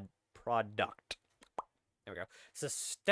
I wish we could just spend an hour talking about QA, because they as much as art is what we see and code is what we play, QA is how we get to play it. Systemic services and tools. How is the SST team doing? The big thing that stood out for me here is that they're working on the selling feature. It's committed, but it's really good to see that is, they're continuing to work, get that work done, so that way we're going to be able to sell all this massive piles of stuff we've been accumulating as loot goblins. So yeah, I'm excited about that. And something about in-game event or something. Every other paragraph. Service-wise, they expanded the NPC tracker service tool to include in-game events. So, and available for them for future use. Still, what is this event they're talking about? I think it's like how many? We're not going to go through and count how many teams actually mentioned an event. Some event. Tech animation. This one is another tech team, so it's pretty big. Do you have any notes specifically on this? When I was reading it, they were talking a lot about the new DNA system, which is going to be cool for customizing our characters. It's a big thing for some people. It's not as huge for me. The interesting part is when they talk about optimizations to their pipelines and how they do things. And for animation purposes, anything that they can do to optimize what they do means that they can get through animations for both characters and NPCs a lot faster for getting things in for the gameplay designers. Procedurally based IK is the best thing to happen to video games since 3D rendering. It needs to be a thing, and I love that tech animation is working. I think they mentioned that last month, not this month. They also worked on stuff to have one-to-one likeness with actors, so mocap actors, and then also on top of that have cross-rig animation compatibility. So they're trying to work magic like the engine team, so hope it goes well for them. Like, that is, like, cross-rigging is just mysticism. That's all that is. I know this much about rigging, and I know it's just this much of a pain. Tools. The Montreal Tools team. The Montreal Tools team. Okay, the Mighty Tool. Oh, the Mighty Bridge tool. Mighty Bridge Tech. Okay, blah, I can't even read anymore. The Mighty Bridge Tech mentioned it last month, or Mighty Bridge tool, which will speed the development of procedural location tool. So basically, we have a procedural location tool, and the Mighty Bridge tool is going to help the location tool do its job better. Yay, faster things. Yeah, and we need procedural locations in order to make the the verse feel alive. Yeah, push button, get planet with outpost, with rivers, with trees, with whatever it needs. That's what the goal is. Just push button, done. That way they can, push button and get a planet, look it over and say, yes, put it out into the game without giving it much thought, so that they don't know what players are going to discover beyond the star map. They also support derelicts, settlements, tools, asset scattering, art teams, VFX, and derelict outpost. Yep. Turbulent Game Services. We got. This is another one of those ones where it's like, I'm not exactly sure what they're talking about. I have to do a whole lot of digging in order to figure things out. But the let's see, where did it go?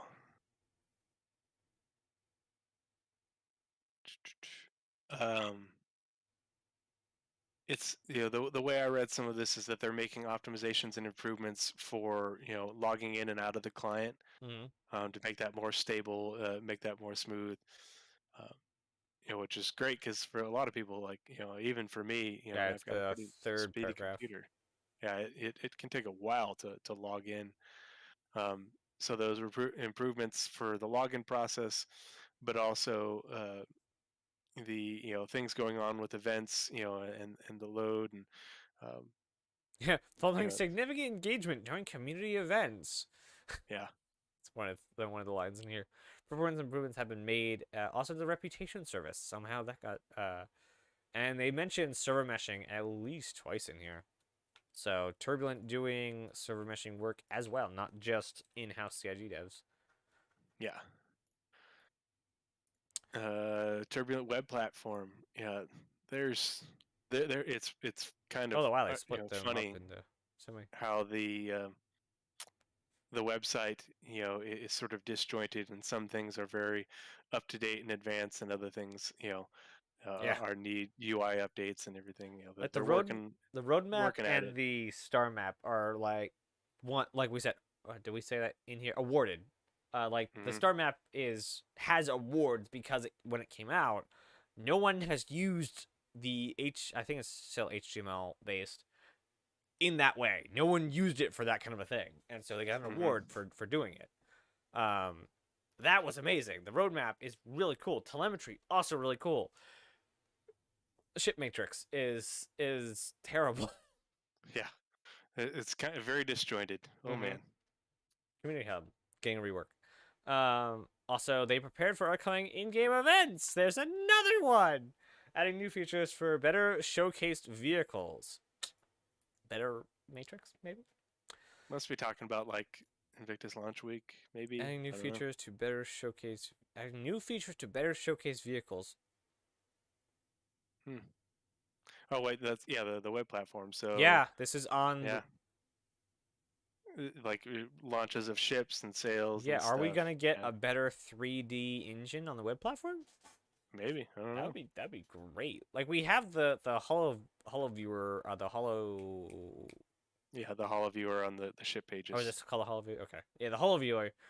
I wonder if we'll be getting a better 3D engine, possibly even an animation engine for the web platform. Yeah. I know a little bit about web development, and I'm trying to leverage it into thinking what they could add to the website to better showcase vehicles, because vehicles are living things more or less. They move. They're not just text or images. So I'm just trying to figure out. UI, fun UI stuff. I love UI. Zane, I wish I could be on SCL or just ISC more. Like we heard that Zane way back, like years and years ago. He came in as a junior, I think, UI artist, and now he leads UI. Like all UI, he's the head. and I want to see them on an SCL again or an ISC. Underlying. Okay, so the UI team progressed with further visuals, underlying features, visuals, and underlying New features. star map. I was getting to that. Thank goodness.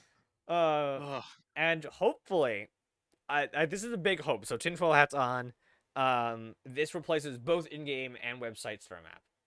So the image we actually have used for our background. So this image we actually have on screen, for those who are seeing it visually, is actually the original star map concept by Zane Bien. So the guy who is now the lead UI executive, not executive, but guy who is at the top of the food chain as far as UI goes. He did that drawing, or render, or whatever it's called. UI began converting the visor and lens to building blocks. So your HUD is now going to be building blocks, which hopefully will get that nice startup screen that we've been waiting 6 years for. Additional polish on the medical screens, animation, a new idle animation for characters model repressing the player's body. What? Including the new idle animations for character models, reprising the player's body. I don't even know what that means. How is that UI? I don't know. I'm not quite sure what that means. The I UI was feature. rereading the next paragraph, and I was looking at the refactoring for the AR markers. Yes. That's so we huge. were AR in game actually dates back to the Hangar module, where we would go into an app, I think it was AR Works, and we'd get these little dots on our ship. And we'd go up to those dots and be able to say, I want this gun here. So instead of going through the VMA and saying, I want this slot to have this gun, it was go up to your ship, hit that dot, and then you pull up in your mode glass and say, I want that gun there. And so that was the first version of AR in the game. The hope and the kind of what they've said they want to do with it is basically everything in the world has AR tags. You walk up and you go up to a rack in any store, you pull up your mobiGlass AR screen, your AR screen, and it'll tell you like little information about it instead of having to open up the whole UI we do now. It'll just be an AR tag that we can look at. It should be much more efficient and easier to use, Yeah. and also a lot less cluttered. And also a way to give player tags to players using AR. It makes sense. So instead of like, I don't know who this is this guy in our party, turn on AR, and it will have this player, known relations, all the public information about him right there in front of you. Maybe it'll fix the the not showing party markers thing too. That will never happen. Vehicle tech begins February, fixing bugs for upcoming release. Many issues involving network sync, vehicle damage, doors and elevators, and item port validation. So a lot of good stuff went into the upcoming release. More bug fixes, doors and elevators, easier vehicle and space stations, both within vehicles and space station elevator. I wonder if they fixed the C2 elevator with all of its just not working animations. Like the entire, everything but the carriage doesn't animate on the stupid thing. So the doors don't open at the bottom. The rod that's supposed to come down to support the elevator doesn't work. The doors for the ladder are not fast enough, so you end up just clipping straight through the doors for the ladder. So between what they're talking about with this and the what they're working on for the tram system, the public transit system, there's a lot of work going on that will make it a lot easier for players to move about. Yeah, the QOLs that they've been working on over the past 2 years, have been actually really larger tinfoil hat on now. Sounds a lot like polish for a push for a release for something. I don't know what they would have on the docket that they need to release in a timely manner, but I'm just saying it sounds like they're getting ready to release something and making sure that all the little edges, the QOLs are done, the polishes are done, so that they can have a solid core gameplay experience for a larger chunk of a project. I'm just saying. Yeah, no, they're doing a lot of quality of life improvements, for in anticipation of Star Citizen expanding to a wider audience, and they don't want this. Not to mention how that wider audience is going to find Star Citizen. Yeah, the perception needs to be better. Yeah. VFX, oh yes, So they're again working on salvage, and so VFX is working on all the salvage effects in order to make it, make it look pretty, make it look cool. The taking the giving salvage the mining treatment so that it looks like a cool gameplay mechanic. Um, so that what it talks about them doing with the um, showing how things look when the material is coming off or going onto the hull, and holes being shown as you're removing it um, from the ship. It sounds like it's going to be a really cool effect. That's it. That's the monthly Yep. report. Hopefully, this was a good amount of information. Um, I also do on my personal YouTube channel a more succinct breakdown, basically just giving you what was worked on there. So if you want a little more succinct as well as our kind of thoughts on it, you can go also watch that and kind of both do the raw information and our kind of opinions added on as the monthly reports roll out. So from here, yeah, we're going to move into the community questions segment. And we're going to have to come up with a catchy name for that goes along with the Pathfinder theme, because we did that for our scanner anomaly segment that's going to come later. But the community question that we picked, and this is from a discussion that I think I bumped into in the Info Runners Discord.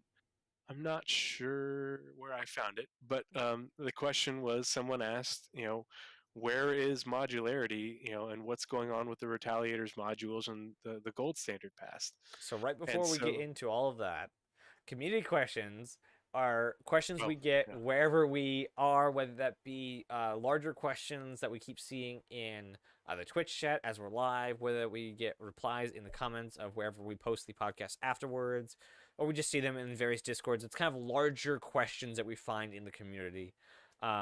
We also do have a little bit of time when we do have a little bit of time. When we don't have a monthly report to take up an hour or an hour and a half of our schedule, we can answer a couple of smaller questions live, and some we will pin into our scanner anomalies, which we'll do later in the show. We can pin them for the next episode of the podcast, scanner anomalies, that will go off, and we'll kind of get a little bit more information. So community questions are a kind of a dump of information that we've found on subjects that we've seen come up. Now you can go. Yeah.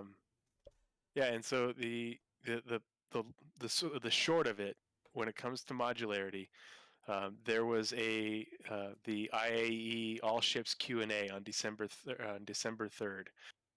The question was asked about ship modularity and the modules for the Retaliator.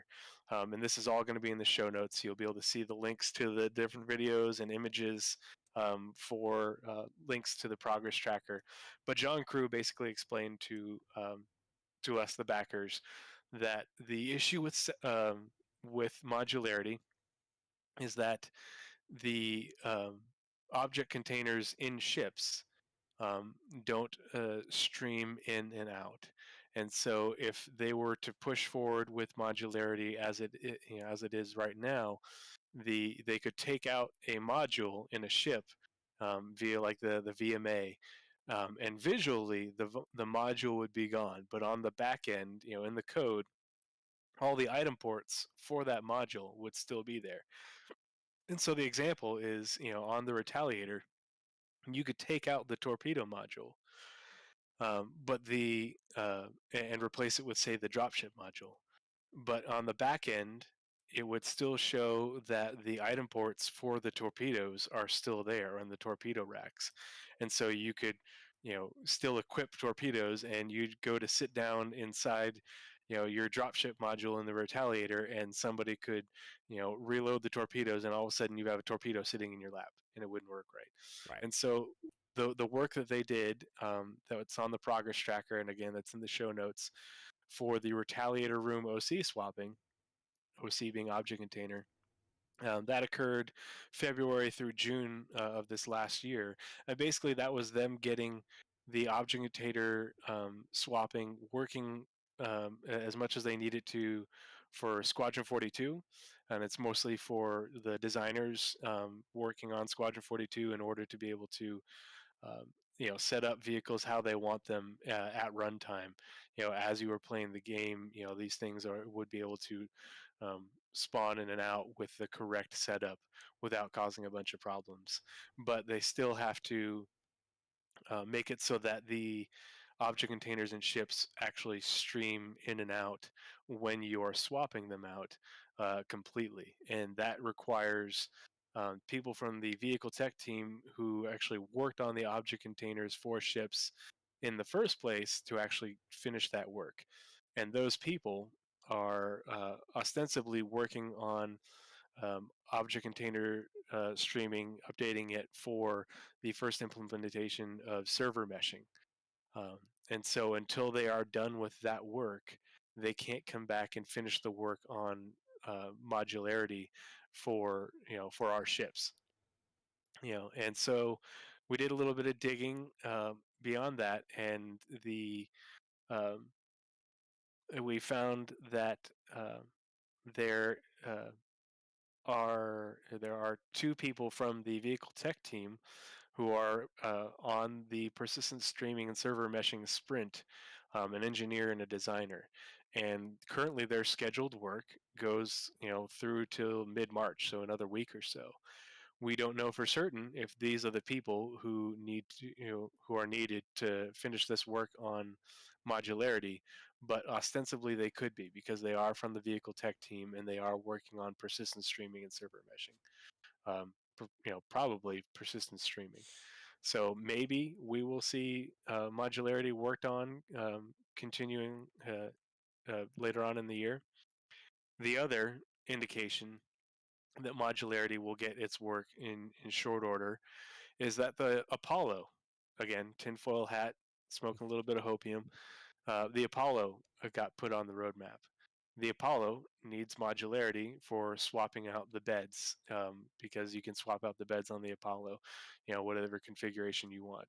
And so ostensibly that means that the um, they are anticipating modularity being in and functional at some point during the Apollo's development. So prior to its release, modularity is a thing. So the Apollo starts production, towards the beginning of Q3. Will continue on into 2023.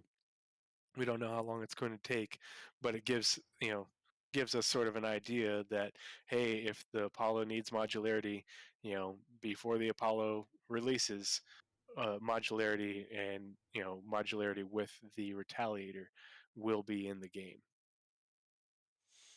And I'll just add my little 2 cents onto the end here. How I actually came up with the engineers working on different things. If you look at the roadmap, the progress tracker specifically, and open up the tiles, it'll tell you how many of which people, which profession of people are working on which thing. So back in the Retaliator room OC swapping, it was one engineer.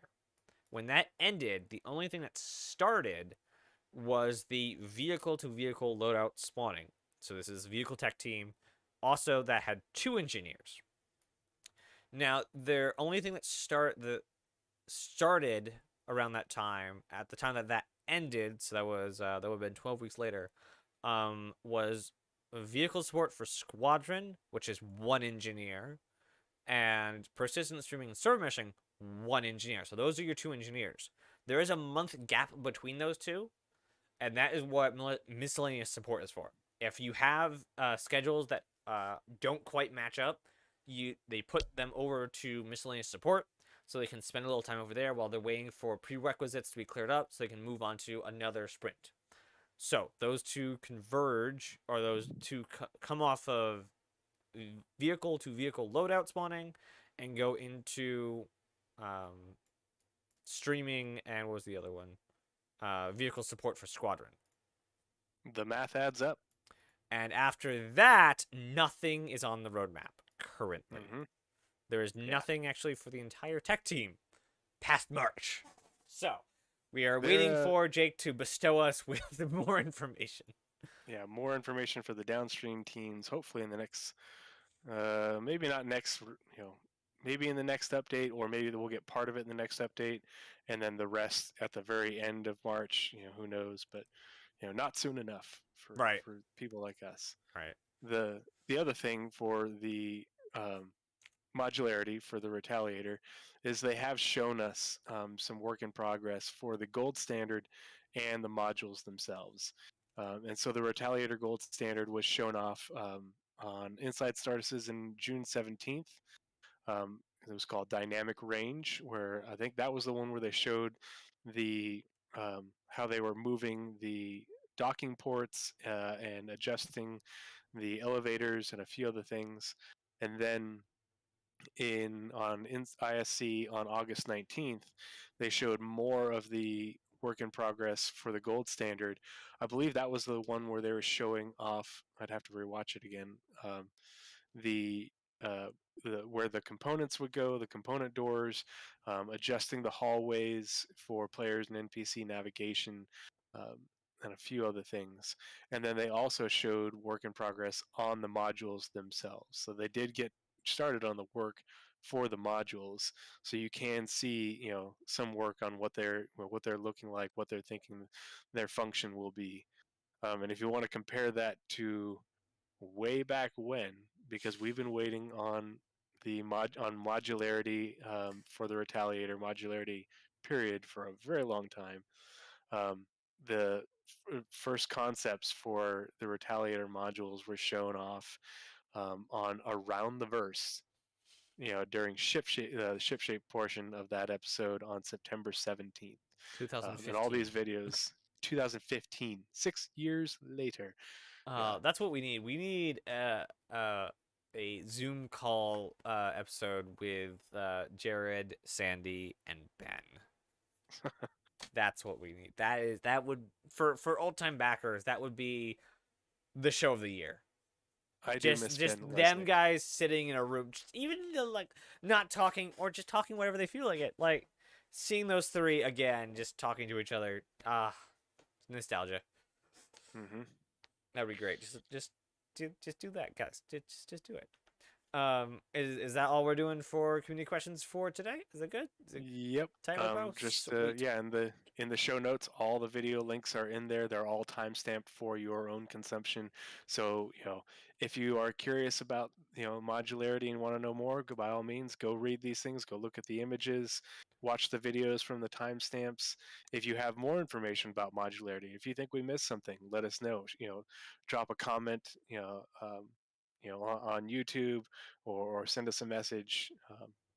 We want to hear it. Yep, there'll be Discord links. There'll be I don't think Spotify does it. I don't know where we're gonna be able to post the podcast stuff because I haven't actually forgot to look into it. But it will definitely be on YouTube, so you can download it there. There'll be comments there. And I want to see if we can put it elsewhere, maybe like SoundCloud or something. So if you guys got a platform you want me to try and get on, let me know that as well. But yeah, in the description will be a ton of links, Discords to discuss, and so on and so forth. So lots of information. We want to make sure that not only are we letting you know what we think about the information, but also you guys have the information in front of you to not only give your own opinions, but also to participate in the discussion of each of these features and facets of Star Citizen, our favorite game. So moving on to our final segment, we're calling this one Scanner Anomalies to fit in with the theme of the Pathfinders podcast. Because the pathfinding in the game is finding your way through through the verse, whether it's on the ground or in space, navigating obstacles, using your scanner in order to find information. And so these are we're going to talk about things that sort of came up on our personal radar as we were just thinking about Star Citizen, whether it was something we heard about in a Discord channel, or something we noticed as we were navigating the community. And so Naz, go ahead and take it away with yours. All right, so what I chose for my scanner anomaly this week was the UltiFlex. I got it right this time. Novia Crossbow, which actually, if you search UltiFlex Crossbow, there actually comes up with actual crossbows. I'm not sure why none of them are actually called UltiFlex, but there are. Google being Google. Anyway, so the original tile, I was expecting it to say much like all the other weapons, implementation and balance of said weapon. But it starts off all back end tech required for making the crossbow and for its forthcoming release. So I'm like, wait a minute, back end tech. Is there another tile that I missed? There wasn't. The only tile that's ever shown up on the progress tracker was background tech. So I reached out to an anonymous contact in the CIG development. No, I reached out to Jake Arcapella, um, and asked him, "Hey, whatever happened to the UltiFlex crossbow?" He's like, and he let us know. He said specifically, it's on hold. The core gameplay pillar is focused on Squadron for the time being. That includes the weapon content team. So what that means for functionality or gameplay or content is that all weapons that come out in the now and the soon future are going to be used in Squadron. If it's not used in Squadron, it will be put on the shelf till all these Squadron weapons are done. And that will actually give Star Citizen a really good base of weapons. But after that base is done, after the Squadron's done, then they can go crazy and make crossbows, maybe light swords, maybe spears. Who knows what they're going to make after the base weapons are done. Flamethrower is my one top of the list right after crossbow. Just because I don't know, I want a flamethrower. I kind of want to do some controlled burns on like Hurston or something. They have fire stuff going on. Why not have? We have fuel rats. Is that what they're called? Fire rats. Fire rats in pyro. They need a flamethrower, guys. In fact, we need 2 flamethrowers. One, a gun type, and a backpack gauntlet flamethrower thing, like 2-hand flamethrower thing. That's what we need. So I have 2 different ISCs linked up in the show notes. The first one was, hey, this is the concept of the UltiFlex. Yeah, I got the name on it. And the other was, hey, this is the update of the work that is still actually just in concept, but they got to the end of concept, and that's where it currently is, waiting for final modeling, gameplay, and all that stuff to be added on top of. So that is where the UltiFlex crossbow is. It is done in concept, but it hasn't gone into full production. I don't want to be down on Squadron being taking priority, because I believe it should be on priority, because that was the first thing announced, but it is being held back because of Squadron for the time being. And that was my scanner anomaly. I mean, the weapon feature team, they're working on the all the things for salvage and repair, because it's in Squadron. And it's like, okay, well, if we're getting salvage tools, I guess we can wait on that before they consider moving on to these sort of things. But yeah, it'll be cool when they actually get to work on that. It's also interesting that they described the crossbow as the ultimate stealth weapon, and it's not used in the Squadron. So take that as you will. What do you got for your scanner anomaly? For my scanner anomaly, I am a big lore nerd. I'm I have literally read all of the lore, most of it more than once, just because I find it really interesting. And so I spend, I'm not on the level of, Paul Shelley of Astropub, Algorithm of the Infrarunners, and Jail when it comes to lore. I'm not formally trained in how to understand and interpret all of this, but I enjoy reading it. But so I do spend a lot of time on the award-winning Ark Starmap on the website, as well as the Star Citizen Wiki SC tools. Just navigating through the lore, and looking for things to read. One thing I noticed is that there is a good amount of discrepancies between the sizes of star systems on the star map and the star systems in SC tools. And so I was, very curious. I was like, how did this happen? SC tools is usually very well cited, very accurate. And when did these changes occur? Is SC tools accurate and the star map isn't? Is there more information? And so the Galactopedia has no information about the sizes of the star systems in SC. I think my camera just froze. There we go. Yeah, you're good. God, Yeah, it keeps freezing and unfreezing. At least you're not going snow like on the captain's table. Yeah. Love you, Paul. So I did some research, and I a little bit. Yeah, a little bit. And so I hopped on the Discord for SC Tools and figured out how to, work the wiki and everything, and look at the historical versions of the different star system pages. And I found I made a spreadsheet that shows the all the systems from the SC Tools chart, star system chart, and their sizes. And then I went through the star map line, system by system alphabetically, and input the sizes, and created another tab just to show me, what the size difference was. So And just to tell you guys how much work he went through. There are 96 planetary systems in here.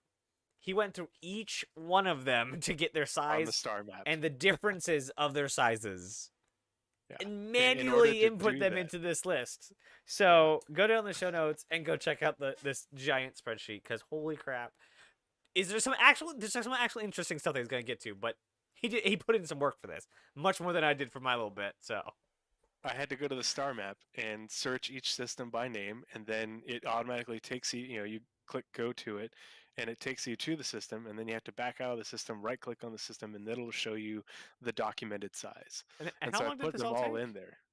Oh, a while. It didn't keep track. Didn't Yeah. keep track at all.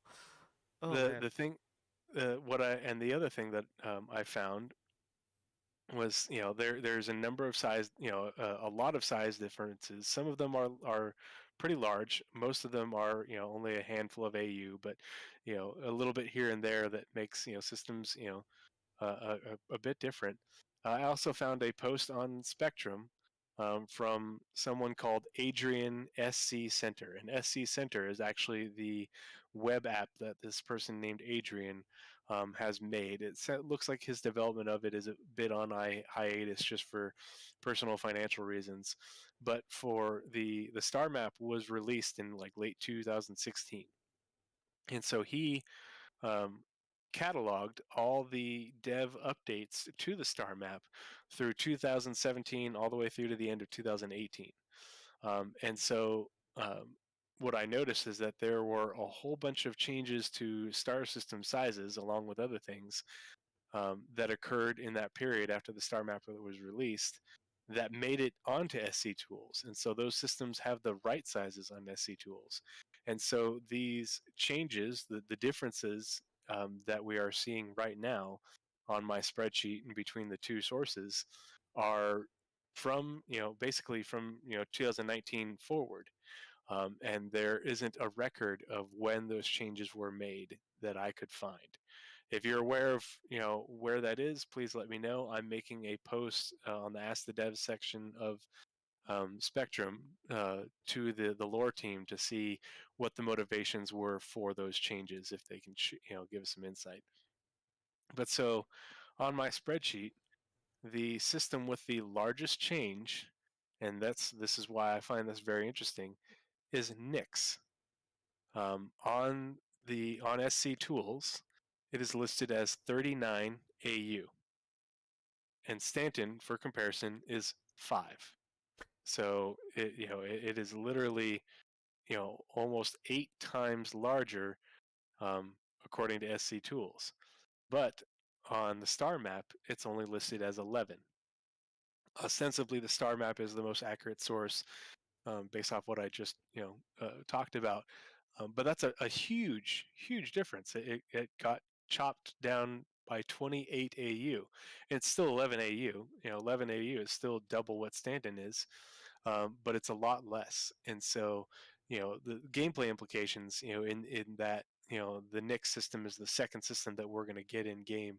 I think that's kind of interesting to think that, oh, it's a lot closer in size to Pyro, which it's going to be released after Pyro, than what it was prior, and so it's not as huge of a leap in terms of usability for players as it was before.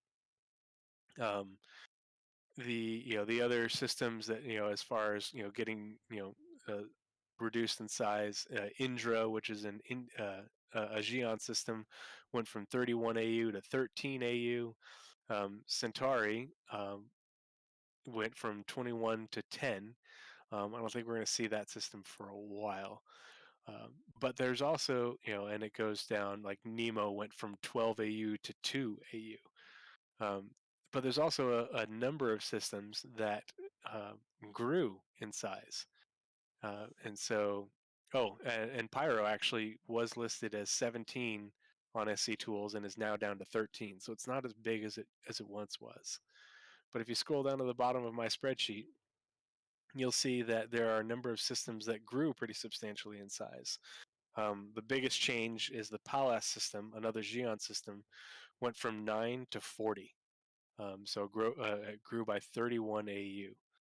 And then the Tyrannus system, um, it grew from 7 to 18, which is 11 AU. The thing I find interesting is next in line is the Magnus system, which has a jump point from Stanton as well as from Terra to the Magnus system. And so there's been a lot of speculation that we would be getting the Magnus system in game not long after, say Pyro and Nyx. It was a bit of a coin toss. Some people are thinking it'll be Magnus, other people think that it will be Castra.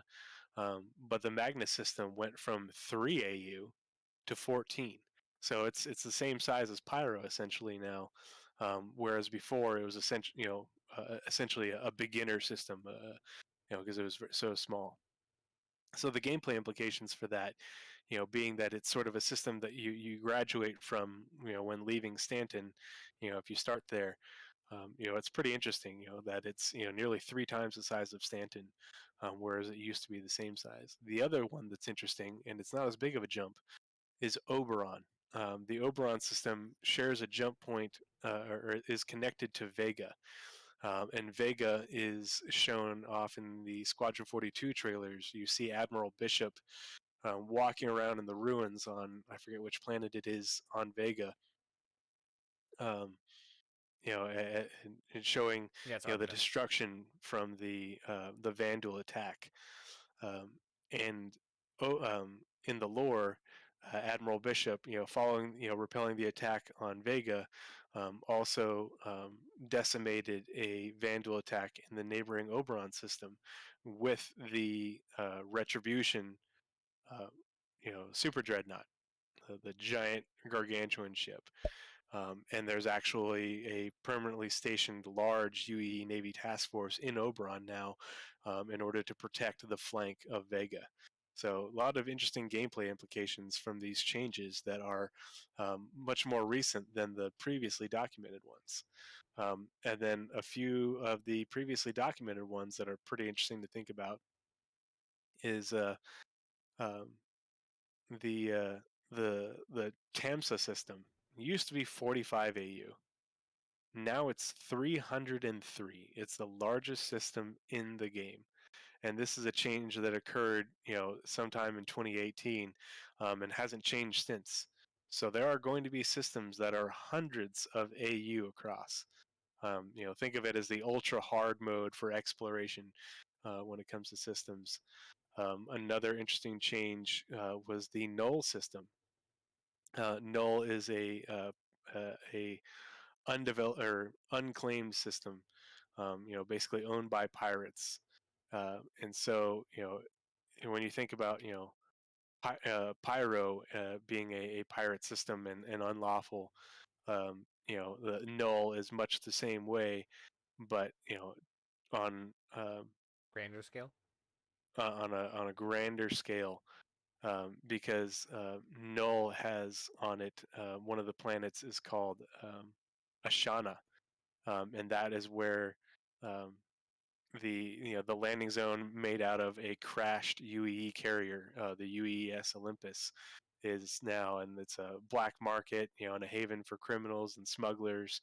Um, and fun fact, it's squished between Vandal and Croshaw. Croshaw is one jump away from Seoul, so it's stuck between a rock and a hard place because you have dedicated military and navy support in Croshaw and the creatures that are the Vandal on the other side. In the middle, you have this pirate system, a giant pirate system. Yeah, a giant unlawful system connected to Vega by a medium jump point, connected to Caliban, a Vandal held system by a large jump point. So you could, you could have, big Vandal raids going on in there. Yeah, if there was a But spot that the Vanduul, if they attacked, wanted to go to Earth, it'd be through Null. and if you want to traverse this system, I mean, you need a big ship and a lot of fuel. It's 119 AU. That's just insane.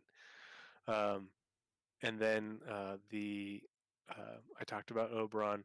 Oh, and then Kellogg. The Kellogg system is where. Um,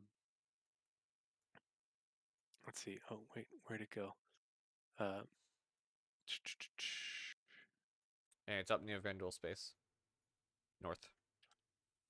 oh no, I'm looking on my. Ah. So another system, that got an increase in size, like the Kellogg system, went from 15 AU to 33 AU. And the Kellogg system isn't far from Stanton, and pretty close to the Vandal space and to Vega, but it's where the what's it called, quarter deck, which is the prison, the great big giant, essentially federal prison, maximum security prison is for the UEE, and it's in a developing system. There's a planet there with a developing species, and so it's protected. But if you're wanting to do high level bounties, um, there's a good chance that you might have to transport these high level dangerous bounties all the way to Kellogg to quarterdeck. And it's 33 AU across. It's a big system. You good? So there's a lot of gameplay considerations for these changes in the sizes to these systems. And so in the show notes, I'm going to put a link into my Spectrum post regarding asking the lore team, hey, what was the motivation for these changes in the sizes? And can you sort of give us a little bit more insight to these changes? Whether it's a lore reason, for um, astronomy type reasons, or if it's a gameplay type thing, just a little bit of hints. And if you can give an update, that'd be or an upvote, that'd be great. And then I'm going to be putting in more time to update the wiki system by system to make sure all these systems are the right size on the system pages. Um, so at some point, this podcast episode and my scanner anomaly will be out of date. But historically, you will know that these changes happened. That it didn't always used to be this way. And there you have it. The first episode of Pathfinder's Guide to the Galaxy. Pathfinder podcast. I think it went mildly well. We're at 2 hours 12 minutes, so not too bad. It's not 3 hours. I am sure we will have longer and shorter episodes, just because that's how we get information. Some weeks are heavy, some weeks are light.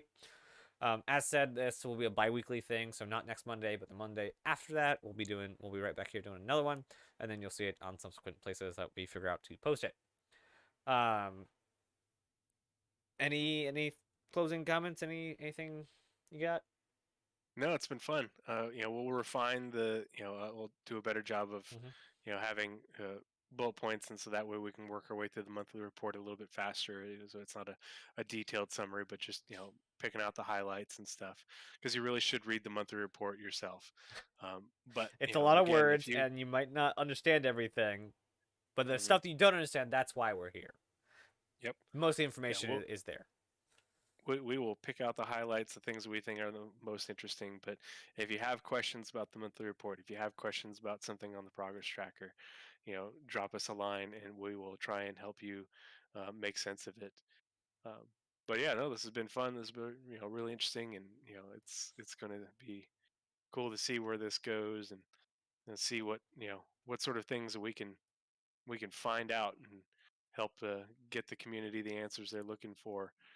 Help them form their own opinions. Yep. So I think I would like to try and do, if Tree's up to it, a little bit of post show after we stop the recording. So if you want to get here for the pre-show or the post-show, come onto Twitch. But that's just extra stuff. There's gonna be no new information. It's just me basically interacting with the Twitch chat. So thank you all for watching, for listening, for your comments, your inspiration, your interest in Star Citizen. Have a wonderful day. Have a wonderful time between episodes, and I look forward to being right back here in 2 weeks. Thanks for joining Bye, us. everyone. That one. There we go.